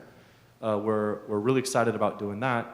But then that would have come with some upgrades to the infrastructure of the program. But ultimately what happened was around the time that they finally gave us the thumbs up, 5 ladies escaped, and not from our programs, of course, but just from the institution. And I think that made them a little bit more hesitant to exploring doing new trainings off-site. So, I didn't hear the 5 what? oh, 5 ladies escaped. Prisoners escaped the prison. They got out Mm-hmm. So they of the prison. they kind of put the ideas of doing off-site programs on pause for a little bit. So now we're back considering their location, but there's just some facilities things and safety things that they've got to iron out. We're ready to go. Troy's been ready to go for years. We are 100% ready to go, but we have to, it's a little complicated on the prison side. I can Right. imagine working with fire might be something that. welding. Yeah, welding. stuff. Welding, right. It's As not soon as they designate a space, they'll realize there's not 220 within 1,000 feet of the room, of the location they gave you. That'll be the next problem. Yeah. Just, that's coming. Yeah, so we've been trying to get that going for years. They don't want to Yeah. have a classroom off-site. It's not impossible. Alrighty, any other questions? All right, thank you. They can hide in the laundry. There's a lot of shows about it. Joe, I think Joe's bamboozled at 5 people escaped. Go home, watch Cool Hand Luke, dude. Yeah. Shaking a bush, boss. I spent 2 years in high school in prison reform at the maximum security prison in Canyon City, Colorado. Joe, So you I have- find it really interesting they can get out of this joint. You have a 5th Amendment right against self-incrimination. You don't have to tell That's all right, everybody. that's all right, that's all right. They whistled at me too. Plus, we got your record sealed, so. All right, consent agenda, item 9. This meeting's taking forever tonight, isn't it? Consent agenda, item 9. It is, really? First of all, is there a motion? Motion. Second. Motion by Brady, second by Henderson. Anybody want to pull anything? Not hearing anything? Then we will vote. There's no discussion on consent agenda. The student advisory vote is? Yay. Thought I was gonna forget, didn't you?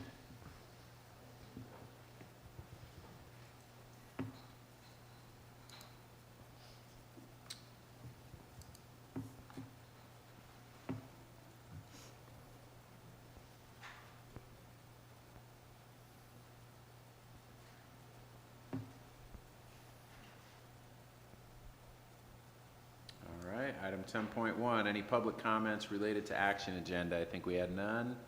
All right, 11.1, nothing was pulled. 11.2, announcement of annual organizational meeting for 2021. So this is what we figured out this last year, if I'm not mistaken, that our regular board meeting falls on the wrong day and we have to have this special organizational Well, I meeting, think is that we're, right? not this year, you're okay. This year, we're okay, all right. But this is where you have to elect a president and clerk and decide who's going to be your voting rep at the annual fall meeting. That all happens on December. Or December meeting. December 9th, right? Yeah, that's what we do. All right. The next So, board meeting. Is there a motion? Motion. Second. Motion Brady, second Henderson. Any discussion? And student advisory vote?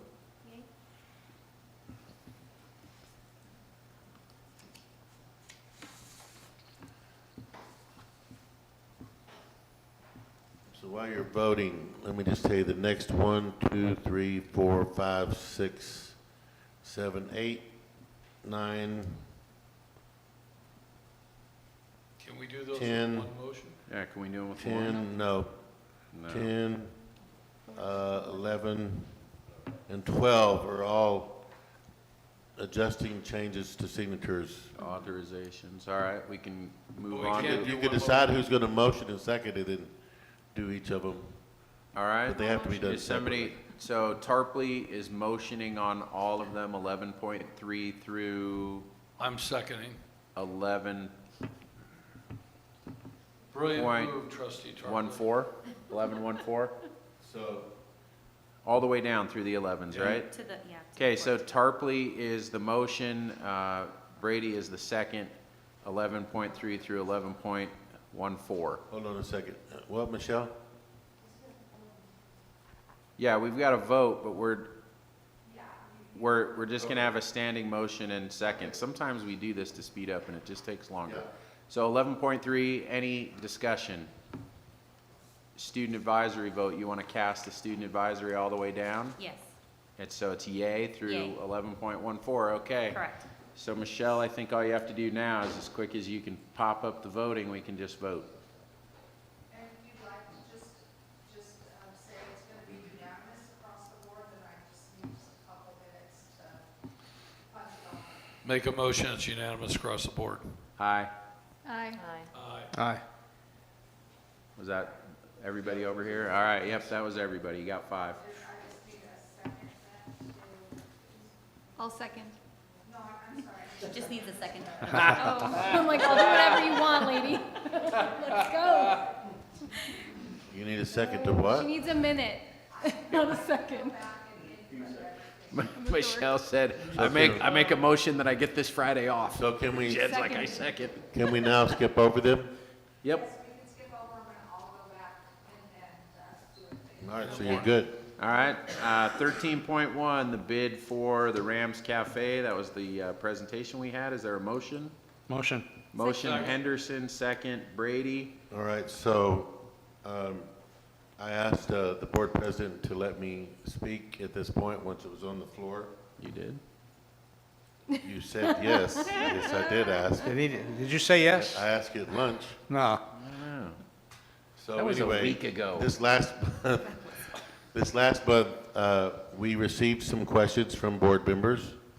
And so I'm going to answer a few of them. Some of those questions were passed on from, I guess, contacts they had, people that had sent things to them. And others were that they had questions themselves. So I'm going to answer the first few. And then I've got the Aleutian team here that was here last month. Hey, John- Dan, I just realized why I was confused. What? Because right now we're on the Rams Cafe upgrade. Oh. Yeah. Hey, I thought we were in a hurry. Well, you're just moving right along, aren't you? Hey, okay, now, see, now I have it makes nothing to sense. say on that. I'm going like, when did you ask me? We already proceeded. I mean, Rams I give it upgrade. to you, but okay, 13.1 is the bid award for the Rams Cafe upgrade. I The make one restaurant. mistake a year. That was The it. thing that John It's told almost us all December. about. All right, so we had a motion, we had a second, and so is there any discussion on this, Dan? So, Dr. Walden, I assume Hamel out of Temecula is being awarded this? Is that right, John? Yeah, they're out of Korea. Okay. How many local contractors up here bid it, out of curiosity? We had one that did the job lot when he didn't submit bid. And then from Hamels, is he handling all of it or is he subbing? And if so, how many of those subs are going to be local? He's got at least 2 or 3 local. He's got EECom, he's got electrical sub out of Hesperia.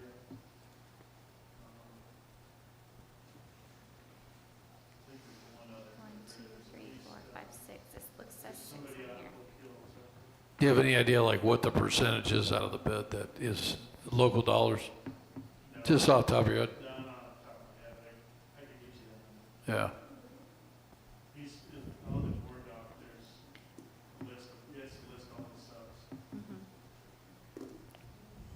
You know, it was interesting though, the 6 bids that came in, they were within there was a spread of 250,000. 268,000.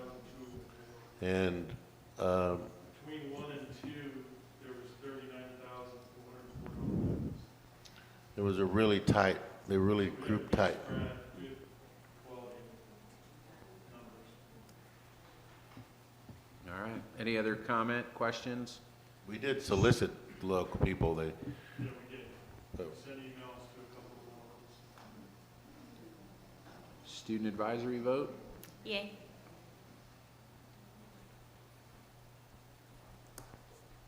Oh, my connection's lost. Uh-oh. That's it. Go home. All right. You're excused. You know what? I'm gonna threaten me with a good guy. You're dismissed. Oh, there I am.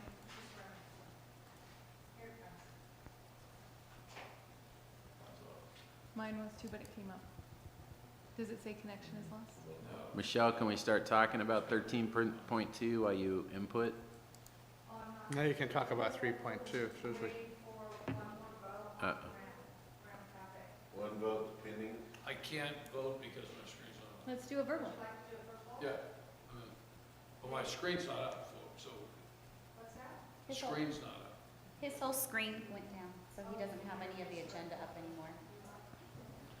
Gabby's gonna try to help you. Okay, you took a verbal though, right? Yeah. All right, so item 13.2, is there a motion? Motion. Motion Second. Henderson, second Tarpley. Motion Henderson, second Tarpley. And I have a feeling that maybe Dan has something he wants to say about 13.2. Well, it's not, we aren't able to have serial meetings. We have to do this all in public. So when questions are asked, we have to bring them to the public so that all the board members hear all the questions and all the answers, as well as the public. So one of them had to do with what is the funding source for this? Before I give you the funding source, I want to say we're already paying out close to $500,000 a year, on this. It's going to be about the same price, up or down $1 million over 5 years, okay? And we are going to apply for HERF funds to do this. We're fairly certain they will cover the first 2 years, which is the bulk of it. The following 3 years is like $250,000 a year. So HERF will probably cover, we're going to ask to cover all 5 years, but worst case scenario, we think that they'll at least do the first 2, which is, that's where all the money is spent, is the upfront stuff. If not, then we would possibly use capital outlay or continue to use our general fund as we pay for this now. So it really has no negative impact financially over the college, only could be a positive, particularly if we can use HERF funds or capital outlay to get it done. There was a question about what effects this will have on personnel in IT. There's no attempt here to get rid of any employees, but our college, one of the things we do here is we upskill the workforce. The businesses and technology are always changing, And one of the biggest needs that the industry tells us is the need to upskill. As things get automated, as more artificial intelligence comes in, this has not cost Americans jobs. It's just they changes their jobs over time because they have to be upskilled. Well, why would we be doing that to the community and not expect the same thing of our own employees? So as we move up in technology, and what this is the latest, greatest, best thing, there will be training and upskilling that we will do with employees as needed in IT. So that's the answer to that. So I don't expect anyone to lose their job. I guess that would be up to them if they do. In regard to, and this came through an email, the colleges, Pasadena City and Xavier, they are not colleague colleges, they are banner colleges, so they don't use this product. Even though Banner is owned by Lucian, Rancho Santiago has colleague, but it's a managed cloud. It is not a colleague SaaS. We actually were presented, I told you that we were presented 3 options. Managed cloud was one of them, we rejected it. We also, somebody brought up us going to Banner or one of the other softwares, and that was again rejected. So this is not something that any of these colleges have done. I personally have called presidents, community college presidents, that have made the colleague SaaS and got nothing but positive from them. In addition, I happen to know several of my colleagues that I have called and talked to over the last couple of months that are going this direction with us. So maybe we're the first one out of the gate, but I don't think there's anything wrong with being, when I say first one out of the gate, I mean in California, not in the nation, but in California, for us being first instead of last for once. And then at this time, then I want to turn this over to John Thomas to answer the other questions. And I asked him to kind of do it in presentation format. Sure. Sure. Thank you all. Thanks for having us back. And I have to say, that was really cool seeing Yogesh's presentation. That is always a pleasure to see where college wants to go, and I think our little piece of that, it means a lot to the partnership. Tim, do you have the slide deck? All right, excellent. You go next slide. So what I'm going to cover, it's only 5 or 7 slides. These were questions that came up when we were here last month. So I just want to address them. One of them, I think, was already mentioned that Yogesh kind of covered, but what else do we need to do in terms of our technology? What needs to be updated? So I wanted to create a pie chart that kind of explained who us as the vendor Ellucian covers, and you see Ellucian ERP. There's other pieces of technology, right? Desktop and computers, infrastructure and servers. Those are the servers outside of a colleague. Those servers that are going to be addressed to colleague, then that cost goes away as you move to colleague SaaS, as we discussed a little bit before. So it's really a hardware and software discussion, and I wanted to paint that picture of what Ellucian covers. So all the next slides are pertaining to that piece of the pie. So what does our technology platform cost, and if we had to start over from scratch? So you just heard Dr. Walden mention Banner. I can speak and break out what the cost consists of here. The direct costs, IT infrastructure, software and licensing, implementation and consulting. Those are kind of the straightforward costs. The indirect is that business process re-engineering, the training, the data conversion, and the maintenance and patching. So in what we're talking about today is an upgrade. So the interface and UI will stay the same. I can only speak from a Banner perspective, and that option was rejected. So there's no point in bringing the cost of that. Next slide. When will we truly have measurable results for these investments?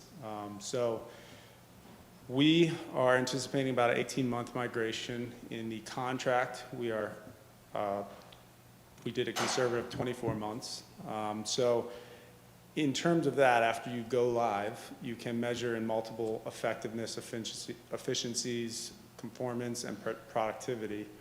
And then obviously student outreach versus enrollment and student engagement versus retention. Those pieces are going to be pertaining to the CRM tools. So if you picture, you know, you can never sit here with these projects and say we're going live to state. It's going to be a living, breathing project that may move up, may move back. But on the very conservative end of a 24 months, 6 months to a year after that, you can take sentiment scores. You can look at retention, enrollment, once you have adequate time to be using these solutions.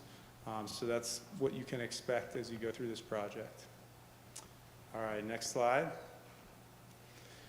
All right, there was a question when we went over that big eyesore of a total cost of ownership slide, the 1.2 million roughly to, this is the migration, the data migration, the implementation, the configuring, the training of staff.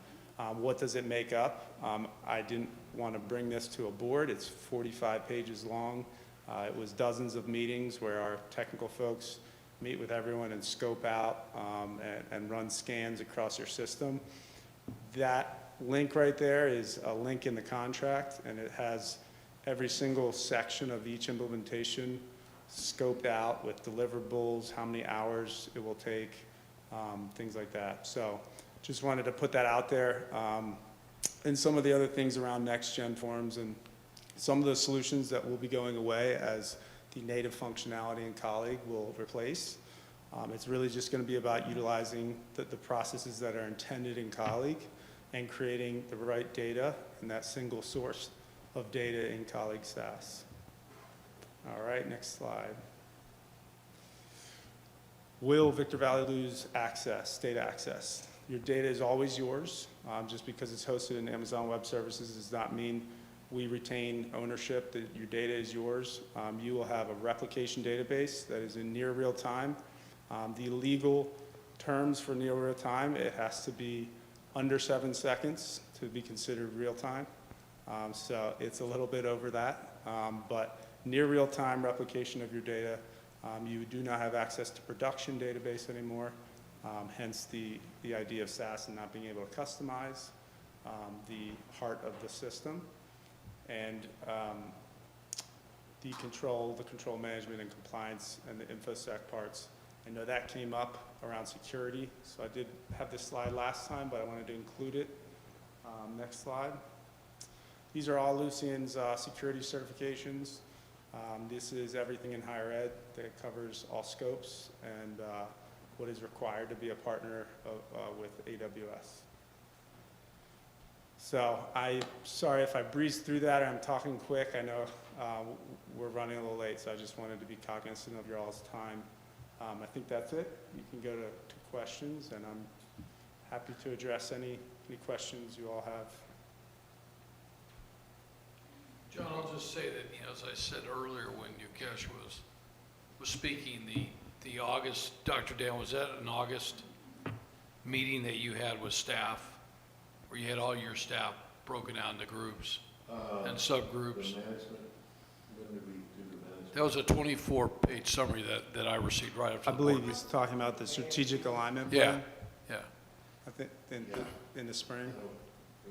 So one, I think, Dr. Dan, to address your comment about people worrying about jobs here, we are an educational institution. We're supposed to instill people that we want to be even greater than we are tomorrow than we are today. So I'm getting kind of tired of that old subject. I mean, if we want to be great, which we do want to be great, we got to look kind of in the future. I read that entire report as I traveled out of California to New Mexico. And I went page by page. And what I found fascinating was how our employee partners took the pro and cons of each one of their sections and said, okay, this is what I need, this is what we don't have, this is what I could do. And I could really feel for the first time in a long time, I mean, we keep making major, we keep taking great steps here, but I could feel in the 24-page document that everybody that was a part of that was rowing at the same time. And it was really pretty cool.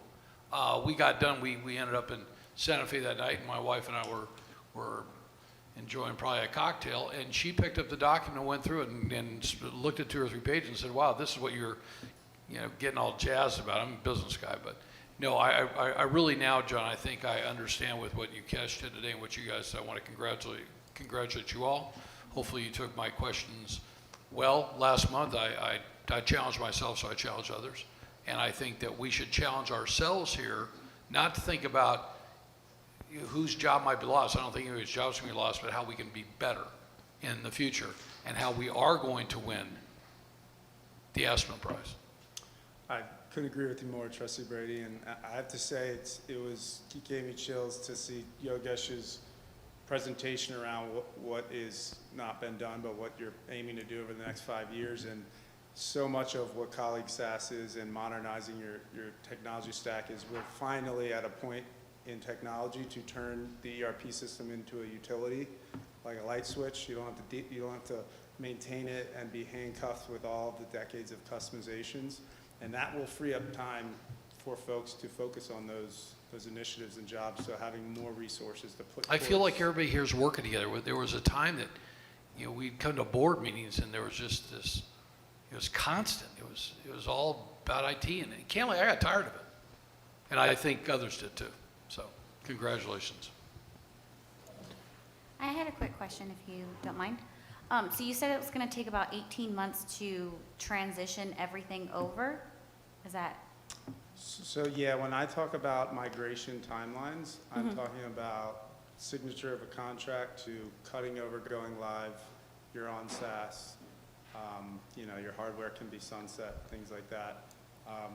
These projects, we have seen people do them quickly, but I never have done a lot of these. I never lead with an aggressive timeline.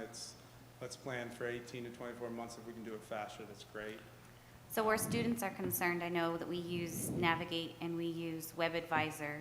And those are going away, correct, with this whole program. When are those students going to start transitioning into whatever magical program is going to then encompass those? The modules will be rolled out. So this is, when they talk about 18 months, 24 months, they're saying to be finished. So some of it will start being used months before other parts. So as it does come online, then that's what will be. We've already started rolling out some of what's to come, which is self-service. This is faculties. Brian, by the way. Yeah, Brian, sorry. And so students are already using part of self-service financial aid.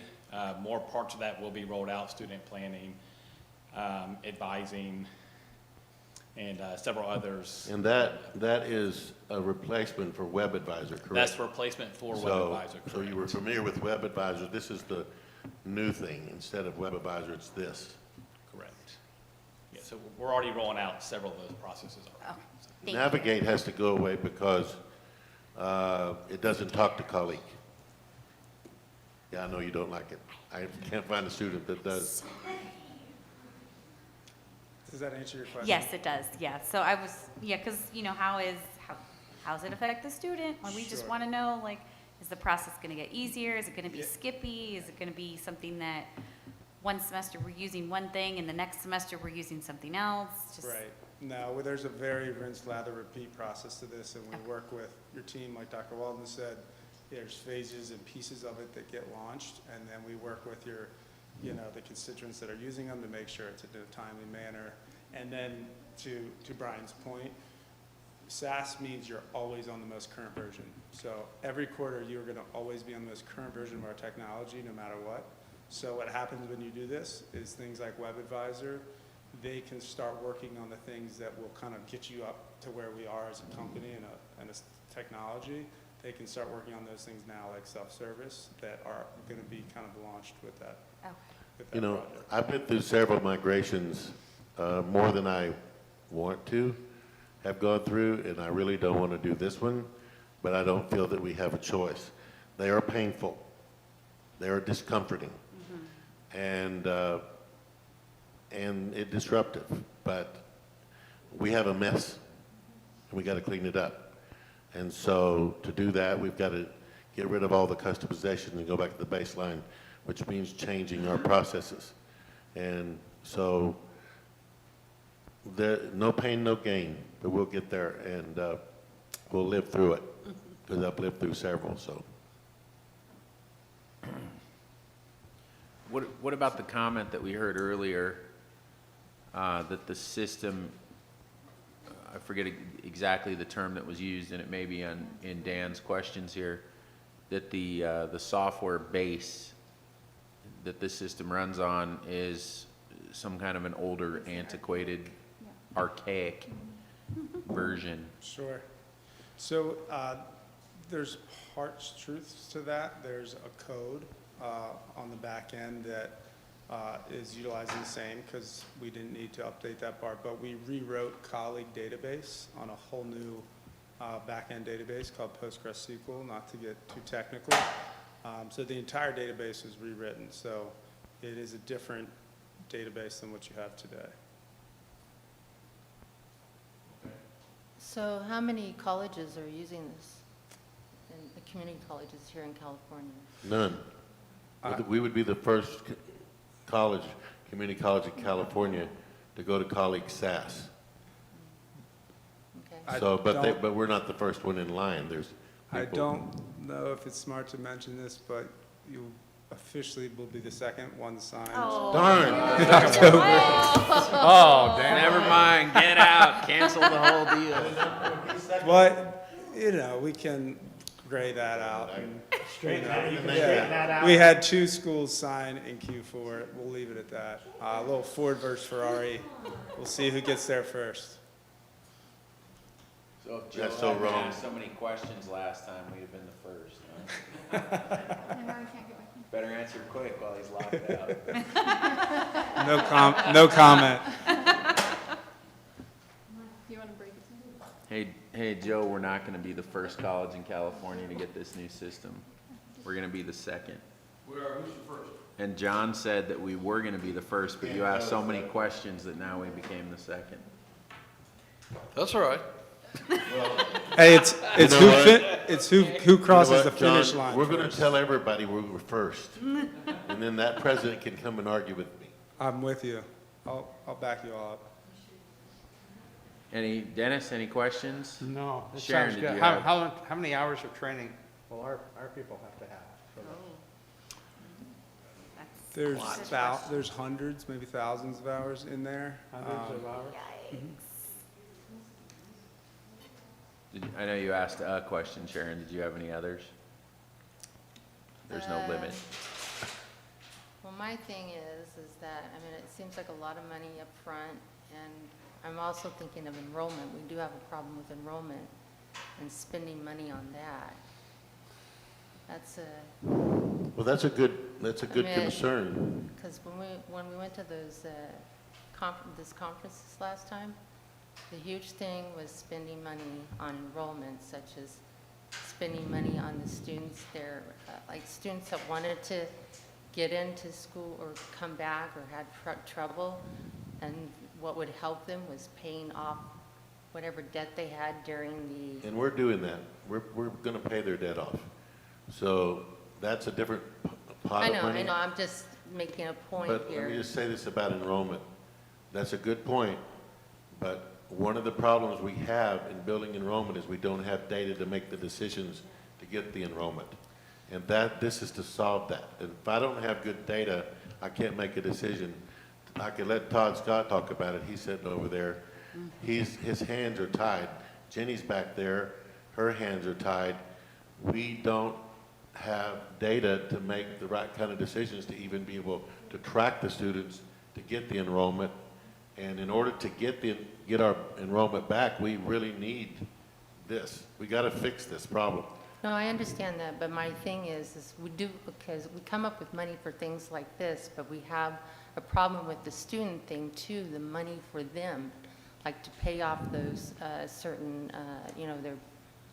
their debt So that we they have have for money during set that time. aside to cover student debt all the way back to March of 2020. And it's our intention to wipe that out. Okay, So we had already had that discussion before we went to that conference, and But we've still got, I think, $15 million to give out to students. It's direct aid to students.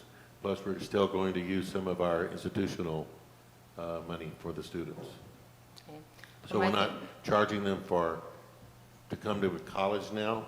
This year, next year is all free, and whatever debt they've accumulated during the time of COVID, we'll be able to wipe that out as well. Okay. But that's a valid concern.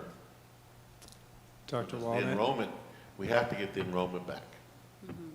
Yeah, I don't know if it's worth mentioning, Dr. Wallen and Trustee Pinkerton, that there, to your point of the data as well, but there's a specific enrollment tool that's a part of this platform that you don't have today, that its sole goal is to improve enrollment. And there's also a retention tool as well. So the CMR Recruit, he's talking about it, as well as CMR Assist. Yeah, advise, yeah, CRM Recruit and Advise. I'm sorry. That's okay. Is Advise- Yep, CRM Recruit and Advise Recruit is the outreach tool to help you find those students in high school. Which we don't have now. And then as they come in and they enroll, CRM Advise is the, counselor management outreach tool to, early alert, know if they're about to drop out, if they're not getting the right grades, if they're missing class. So that all integrates with student planning that's replacing EAB, and it's all the same interface, so the students feel the exact same modules across from when they get recruited all the way through the life cycle.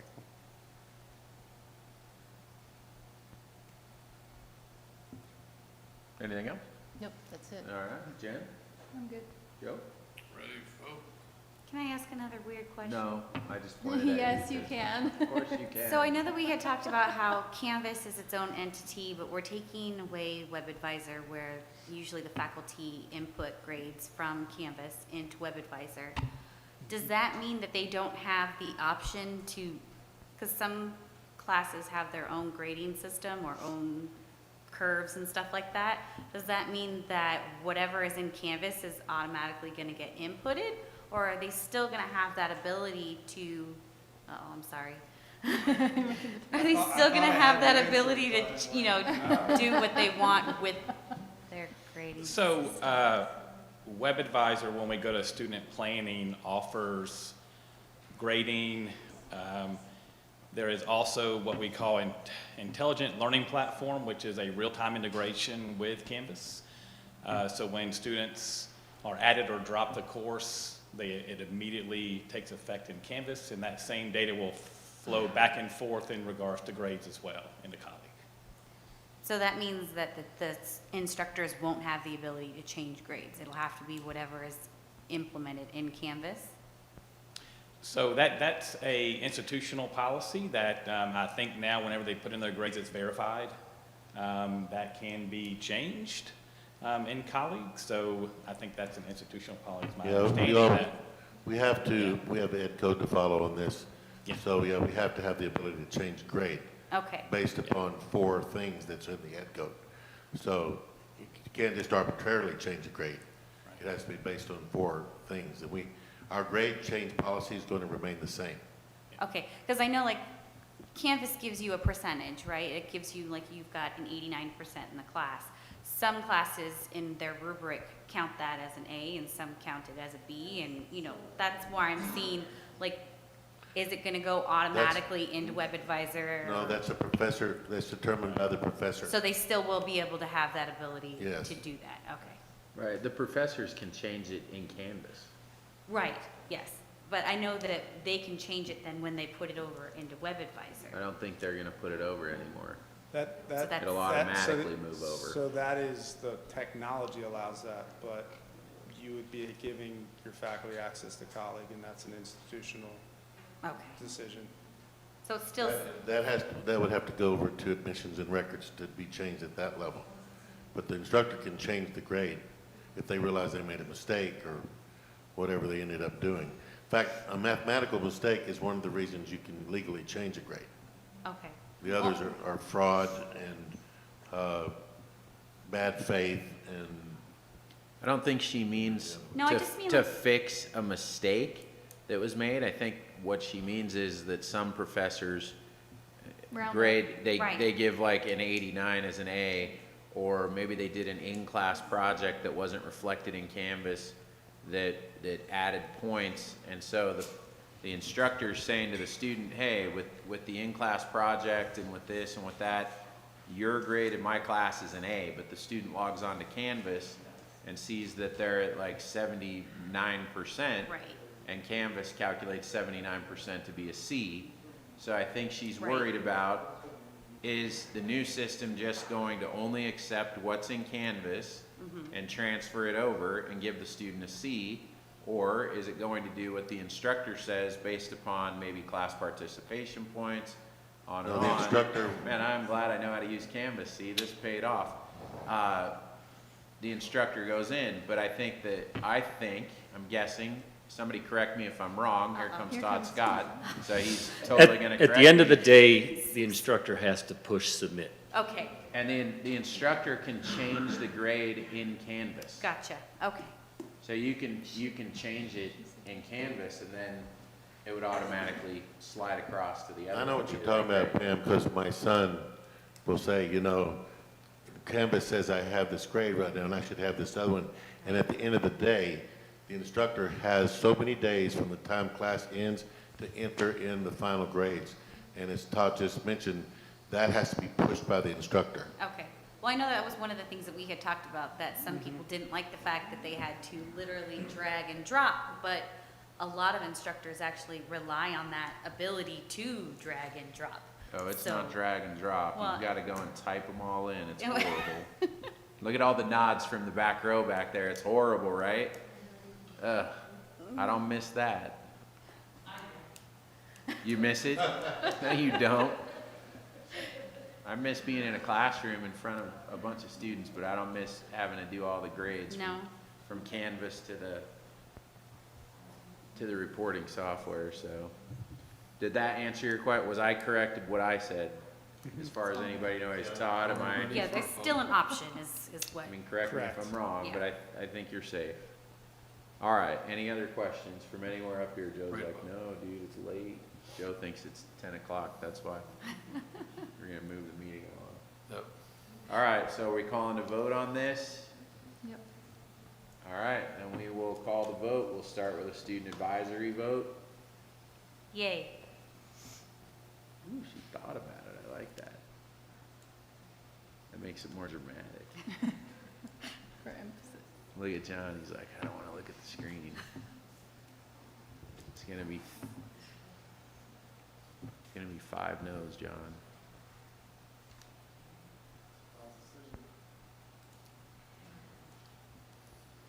Isn't it terrible to feel like you have to say the right thing when you don't really think that? All right, 4-1. So congratulations. Get to work. Thank you very much, John. Thank you to everybody else who showed up. I hope your guest is still there. Thank you kindly, and we look forward to working with you. Thank you. Thank you Thanks, for your John. continued partnership. All right. You forgot his water. Don't leave your water. All right, 14.1, non-classified short-term employees. Is there a motion? Motion. Second. Motion Tarpley, second Brady. And any discussion? Hearing none, student advisory vote. Yay.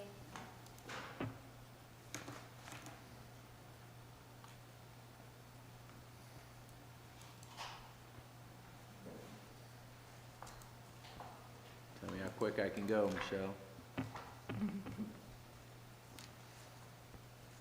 Should give you the nod. Oh, I didn't see it. 14.2, new job description and salary placement. Motion. Motion by Second. Tarpley, second by Henderson. Did I get that right? Yeah, Henderson? I just heard it from over there. Motion by Tarpley, second by Henderson. Any discussion? Hearing none, student What? advisory vote. I was just gonna say, when you compare what Lou Saban gets in a year, yeah, this is, he gets $8 million a year at Alabama. Oh my, I don't know who that is. Oh, yeah, I know. And the foundation gave him a $10 million house. It's a good deal over there. You gotta get into football. I know, right? Student advisory vote, did you Yay. cast it? Yay. You did? Yay. Yay. All right, 14.3, professional experts. Wait a minute. Okay, go. I was jumping Michelle anyway, though. She didn't get it. It's not up. There we go. 14.3, professional expert salary schedule. Is there a motion? Motion. Second. Tarpley, second. Brady. Any discussion? Student advisory vote? Yay. It's getting late, so is there any conversation? And 15.1, curriculum changes. Is there a Motion. motion? Motion Brady. Second. Second Tarpley. And any discussion? This is one that normally the student I trustee looked has through it. a lot No, to I say. looked through it. It Yeah. was, I think it was EEMT classes were updated and theater arts classes were updated. You're good. That's it? No questions? Not gonna put Dan in the hot seat? No? All right, student advisory vote? Yay.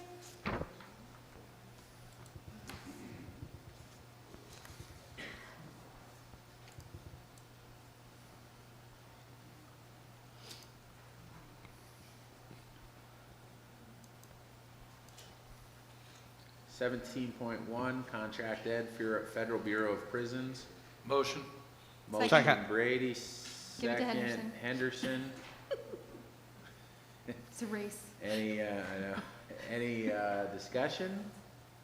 And student advisory vote? Yay. There you go. Oh no, he's back there. There you go. All right, here it comes, the suspense. Look, John's over there like, now you know how I feel, dude. I'm wondering myself. There we go. All right, congratulations. Good luck finding 220 over there. 17.2, contract ed, SB County probation. Motion. Second. Motion Tarpley, second Brady. Any discussion on this? I know it's late, I wanna keep moving too, but I wanna say I'm very familiar with the facility that's changing. So for anybody who drives out towards Barstow, as you pass that Dale Evans exit where there's nothing but you look off to the right, and there's that huge, like newer looking complex. So the county built that, probation built that to be a juvenile hall.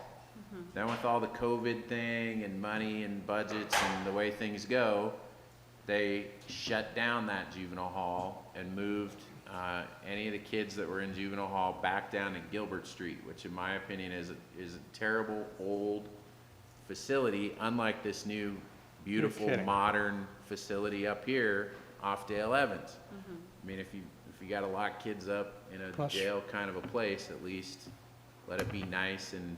Plus the driving. Well, right, that's another consideration is there's 2 juvenile courts in the county, one down in Central and one here in Victorville. So the kids who were coming to court in Victorville would be housed at that Dale Evans facility, a much closer drive, and then the kids down in Central would go. Mr. Knucklehead that made that decision. Right, so it was working great with the additional juvenile hall up here, but then for whatever reason, they shut it down. So that brings us to where we're at with this contract ed thing. So probation used to have a program called Gateway, which was an amazing program. It kind of pulled those kids where it had become pretty clear that if somebody doesn't take drastic steps to redirect this kid, they're going to end up dead or in prison or killing somebody, or they were really going down the wrong road. And the Gateway program started, and they started it down on the property of West Valley Detention Center, the jail, down in Rancho, Ontario area. And the Gateway program sounded kind of harsh to some people who were maybe a little too soft, and sounded a little too soft to some people who maybe are a little too hard. But at the end of the day, that Gateway program did an amazing job in turning kids. We had a presentation a few years back with a kid who'd gone through the Gateway program.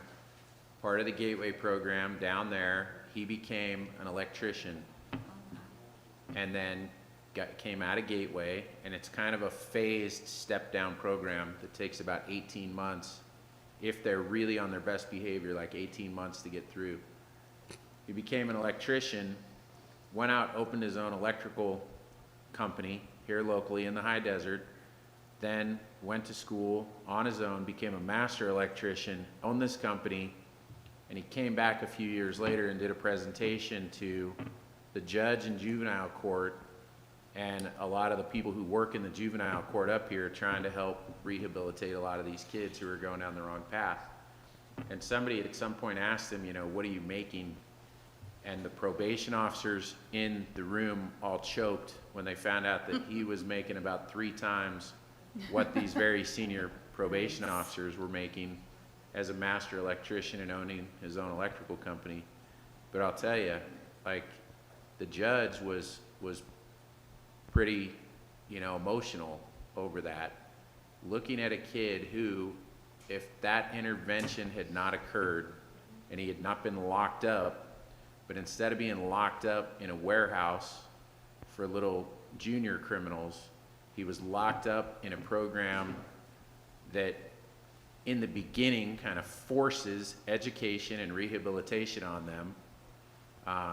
And these programs that we're about to go into in this contract ed to help them, if that hadn't been forced on him, I promise you, having done juvenile for 20 years now, that kid would be dead or would have killed somebody and would be locked up for the rest of his life in prison. One or the other, it wouldn't have been a good outcome.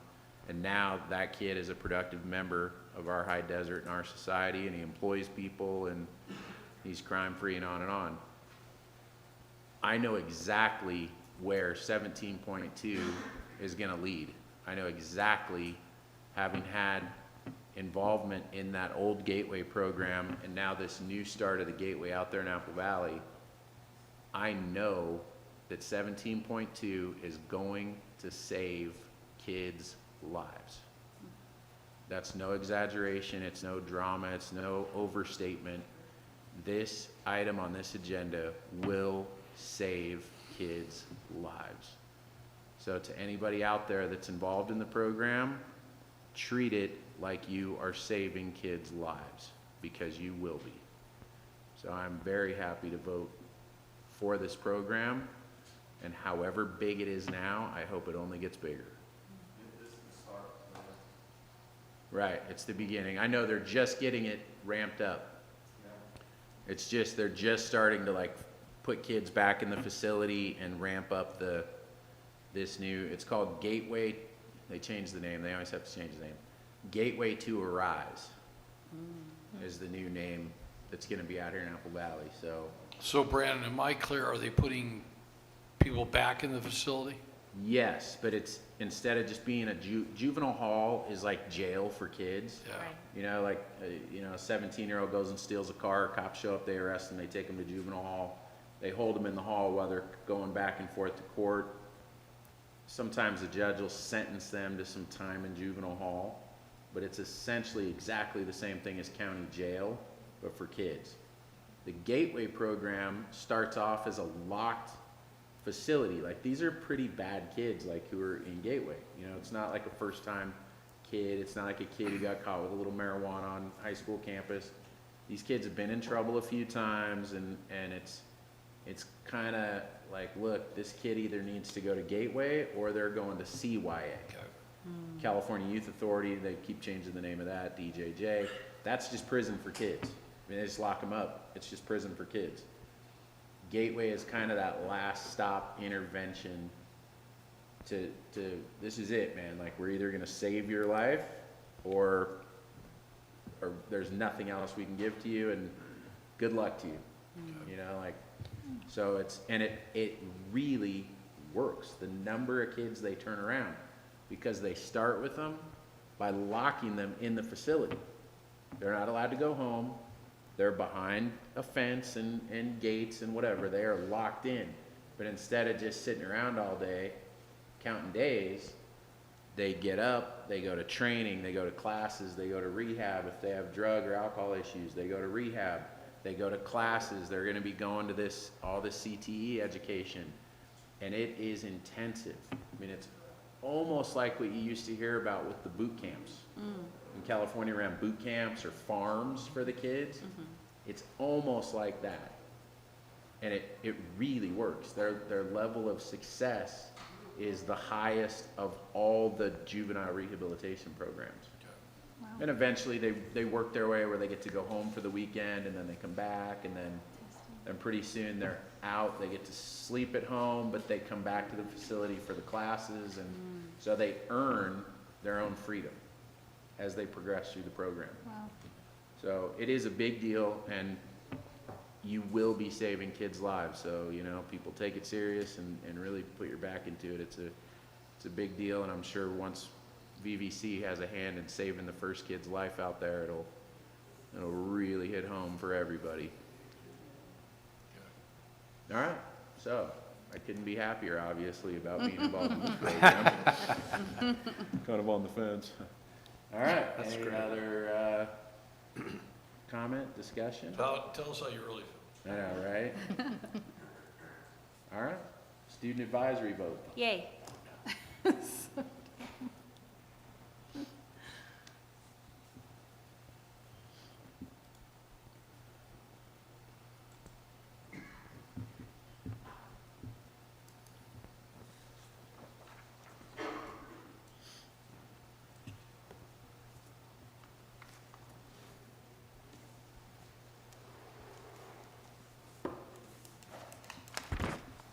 All right, and we are on to 23.1 individual board of trustees reports. We'll start with Ms. Pinkerton. Okay. I just want to say I'm not totally against Aleutian. I know it sounds like I am, but I was just trying to make a point because of what I've seen and when we went to the conference this last month. And one of the big issues was sometimes what's keeping the student from either coming back or quitting is because they have a bill that they can't handle.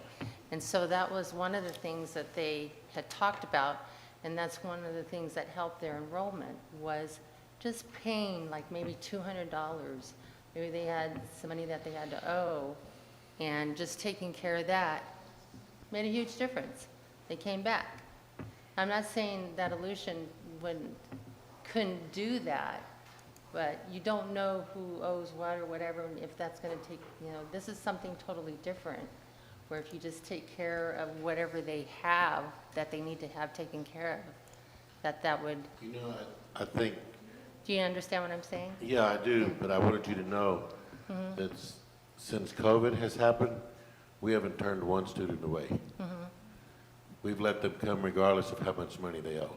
That's why we're going to take care of that debt. But I appreciate where you're coming from. And my thing is just the sooner the better. Like I watched they had a thing this morning on, I don't know if you've heard of Cheney University in Cheney, Pennsylvania. That's exactly what they did. They took care of every kid's bill that they didn't have to pay for, during that time, during the pandemic. That was all taken care of. And so now these kids are like feeling more comfortable. Tell everybody we're doing that too. Okay. But like I said, I knew that we were going to pass the Aleutian thing. But I just wanted to make a statement that everybody understood that we have money that we can come up real quick with stuff like that, but what about kids? The students are our main focus. And if that's what it's going to take to pay the bill, and I guess that's what we're going to be doing, that's our main focus right there. So I'm not against you guys. I understand that we do have an antiquated, system, but students are our focus. That's the main thing. So whatever money we can get to them, we need to. So. Perfect. I just want to say that I like making a stand and making a splash, Sharon. I appreciate what you did today. Dennis? I can't, how you follow that? So that's it? No. No. No, that's pretty much, I don't have a whole lot to say next to that. But I just glad to be here, glad it's November. Can't wait to have Thanksgiving at about 4 times the price. And Christmas, if you, I think our, I don't know, I think our politicians are trying to kill Christmas. In order to get a truck loaded in San Pedro, you have to join the union, and your truck can't be over 10 years old. Yep. You have to join a union. I mean, what the hell is going on? You have to join a union, or else the stuff stays on the dock. Or on the boat. Or on the boat, yeah, sitting out in the middle of nowhere. I mean, I don't know. I don't know who's running this place. Me? Yeah. Oh. We're at the end. You don't want to say anything? Oh, I'm sure I botched a whole bunch of stuff tonight. Yeah. Sorry. Not at all. It was I'm perfect. sorry I asked a whole bunch of questions that made almost everybody have to get up. No, you're supposed to. If you're not doing your job, if you're not asking Okay. questions. But, you know, I thank you guys for having patience with me, and I hope that, I know that almost all my students left. I've got one. Did they really? One lone ranger that will walk me to my car later. But, you know, I hope Hey, that now you I've know who asked you can enough trust. questions. That's your ride or die right there. She's fallen asleep because she worked at the hospital last night and then had class today and still managed to come, so, yeah. But thank you guys for all the amazing things that you do. Thank you for partnering with ASB. I know that we're really wanting to do some great things since we're back in school again, and we want to support you guys to get the students to come back. So, main thing, just thank you for your support. Thank you. You didn't do anything wrong tonight. Not a darn Did a good job. Thank you. Joe? They are doing great things. Maybe you just don't realize it, but you are. There's obviously a great tone. And it was fun driving in tonight and seeing all the cars parked. Yes. Dennis, let me say something. I was on a tour last week of all the industrial product down below the hill. And in your comment about what's going on out there in the port, tonight there's probably 101 tankers out there. It's going to take them over 15 months to unload. And the gentleman who is the world's leading authority on the movement of goods throughout the world is a resident of Southern California, John DeSeri. And I've known John for a long time. Had a chance to have lunch with him like 6 weeks ago, but he sat on the bus with me for 5 hours. And we came to learn in a trivia as the bus pulled in, because we're looking at all these big boxes down below and what these developers are paying. It's absolutely insane. So there's this rush right now to come back up here like I've talked about. Right now there's $24 billion sitting out in the ocean just sitting there. And I haven't been to Newport Coast lately, but apparently if you live in Newport Coast, you know, in these multi-mega million-dollar homes, you're looking at tankers out there. So on a positive note, I think Dr. Walden probably maybe missed it in his comments. We held the first lunch with Dr. Walden 2 weeks ago, and it was fun. It was in this room. We had 11 members of the media. We had, unfortunately, some of the major players didn't show up, and there were some last-minute issues. The Daily Press didn't show up. The Sun wanted to be on up here. Victor Valley News Group wants to do an interview with him. But I think what came out of it, and Tyler he just knocked it out of the park with his food. It was great. But I think what came out of the lunch was what we could do better in communicating with the media. So I want to personally thank LJ in my office, who probably donated 20 hours of staff time she just recently updated a list. Michelle, did you get your list of media? Okay, so we sent over to the college 51 or 52 people in the media. Okay, some are down below that you're going to want to deal with because there is that interaction. But I think what came out of it, and it was kind of a telltale, where the lunch was going along really well, and we opened it up for this discussion, and one of our past students, Andrew, I think, kind of hit Dr. Walden and I in the eye pretty quickly with a hard question. And one thing led to another that I think really really, I walked away saying, if we want to be the Aspen winner, if we want to be great, we have to listen to, and he's a former graduate, I think Robert, wasn't he in ASB? So it wasn't like he was throwing a hard ball. He was throwing a hard ball because he's been here.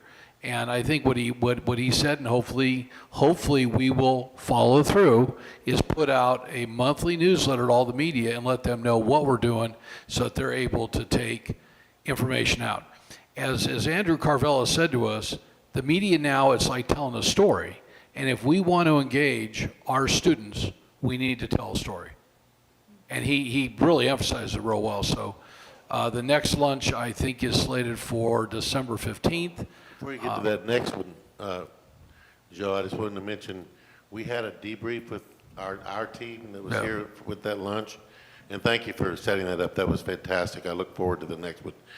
But one of the things we are going to be doing, we talked about what we learned, what could we take and implement, and we are going to do a monthly, on the first of every month. Robert is going to coordinate with, is it Chris? In the foundation, Robert? It was Chris or Irene, which one? Irene, I'm sorry. With Irene and Robert are going to coordinate, and every month we're going to do a release of VVC to all of the news media. So whether they print it or not, that'll be their thing, or put it on their station or whatever they do. But that's one really good thing, I think, plus some other, I mean, just building relationships. It was, I thought, and Robert was in there, when Andrew asked that question, I'm sitting right here, and Dr. Walden sitting right here, I'm thinking, whoa, boy, this is, Brand, this was aggressive. And but you know what? I think it was one of those times in history that we needed to have that question. And Dr. Walden handled well, Robert handled well, staff did well, Tyler just, I mean, what a great showman. So next month are some of the kingpins in commercial and residential real estate. Probably have, we hope, maybe 20, depending upon the holidays, to really have an interaction with the college. I mean, otherwise the economy out here is doing well. I don't think VVC can train enough people out there to satisfy the employer's needs that we are now working with, and we are working on deals now that are 5 and 7 years out. Now, So on that it's one, really I'm going to exciting. have Todd there. I'm going to have the dean over that area and the real estate faculty to attend. Regina. Is that her name? Dr. Regina Brown? Yes. Correct. Because for one thing, they need to hear on the faculty side, what is the industry saying we need to be teaching and training our real estate students. That makes sense. I don't think that's the only benefit that could come out of this. I think that's a really good one, but again, building relationships. I will tell you this, I'll just go on the record, I think that the real estate industry wants to hire people that have good skills, good writing skills, communication skills, soft skills. Whether they get a real estate license, I don't care. I'm really, what I see out in the workforce today are very poor skills. And that's, and I'm telling you, it hurts all of us because the employers come up here and they see it, so. It's everywhere, though. Absolutely. Everywhere. It's too Let much. me tell you. Let me tell you. Like that. Jen? I don't know, I'm very tired, just don't mind me. Dan, Sharon, and I attended the ACCT Leadership Congress October 13th through the 16th in San Diego. It was a phenomenal conference. Diversity, equity, and inclusion was the main focus of the conference. But I was really pleased Michelle was able to get me in on Wednesday to a session that taught me how to chair the board, which is kind of exciting because that's been one of my little nervous things coming up here. Well, you still got to, No, I was going to learn from some professionals. hey, So, remember, you got to lobby some votes between now and next December. all right. I think I've got that handled. So, but my favorite session. You don't want to learn a political lesson here. Hey, that's what she learned. So anyway, my favorite session was a session that was put on by a community college in New Jersey. So I was really shocked. I didn't realize, I thought this was like the California Community College League. I didn't realize it was the ACCT and it was nationwide. So I go to my first meeting and we're just all chatting. And they're like, oh, I'm from Pennsylvania, I'm from Kentucky. I'm like, oh my gosh, this is amazing. Okay, so sidebar. But my favorite session was the New Jersey session, and it was, the topic was change intelligence. And I just found it really fascinating because it focused on how we react to change. And we've been in a state of flux for the last 2 years, and in this just constant change. You never know what is current and happening, and the CDC and everything that's happening is just constantly coming at us. And it was just a really interesting topic. The author of the book was there, and I just found it to be really fascinating on how we all deal with change. It's much like we deal with trauma. It's fight, flight, or freeze. So I just thought it was really cool. There were a lot of really great presentations. Sharon and I actually aligned often because we just picked our own sessions, and then we would pop in and be there together, which was kind of cool. Wonderful. My favorite thing to do, my favorite thing about being on the board is the students, but my second favorite thing to do is to learn how to do this better, because I don't know what I'm doing, and so I want somebody to show me what to do and teach me how to do it. Thank you so much for your time. I know that we ran a little long, and I just want to say thank you. You didn't want to just watch me and do it like I do it? Sure. No. She's like, I'm not going to do it like that guy. All right, I'll make it quick.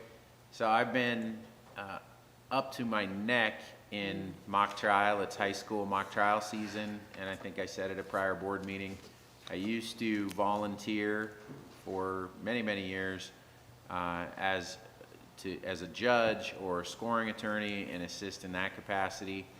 Oak Hills High School managed to rope me in. They are really good. Don't go anywhere near that high school unless you want to get roped into something, because they will drag you right in, and all of a sudden you'll have a full-time job over there for free, volunteer job. They did a fabulous job of roping me in to coaching, which is pretty much, you know, it's Monday and Wednesday nights. So last night I was there at Oak Hills till about this time, and then we go right back tomorrow. Coaching competitions, and we had our first round of competitions. This is countywide, so it starts with schools within San Bernardino County competing against each other. At Oak Hills, we're fielding 2 teams. Their school colors are red and white, so we have the red team and the white team. And so we're fielding 2 full trial teams. This, you know, to compete, you only have to have 1 team, but we have 2. And I am happy to report that both our red team and white team won their round last Wednesday. And so we are 1 for 1 on both teams.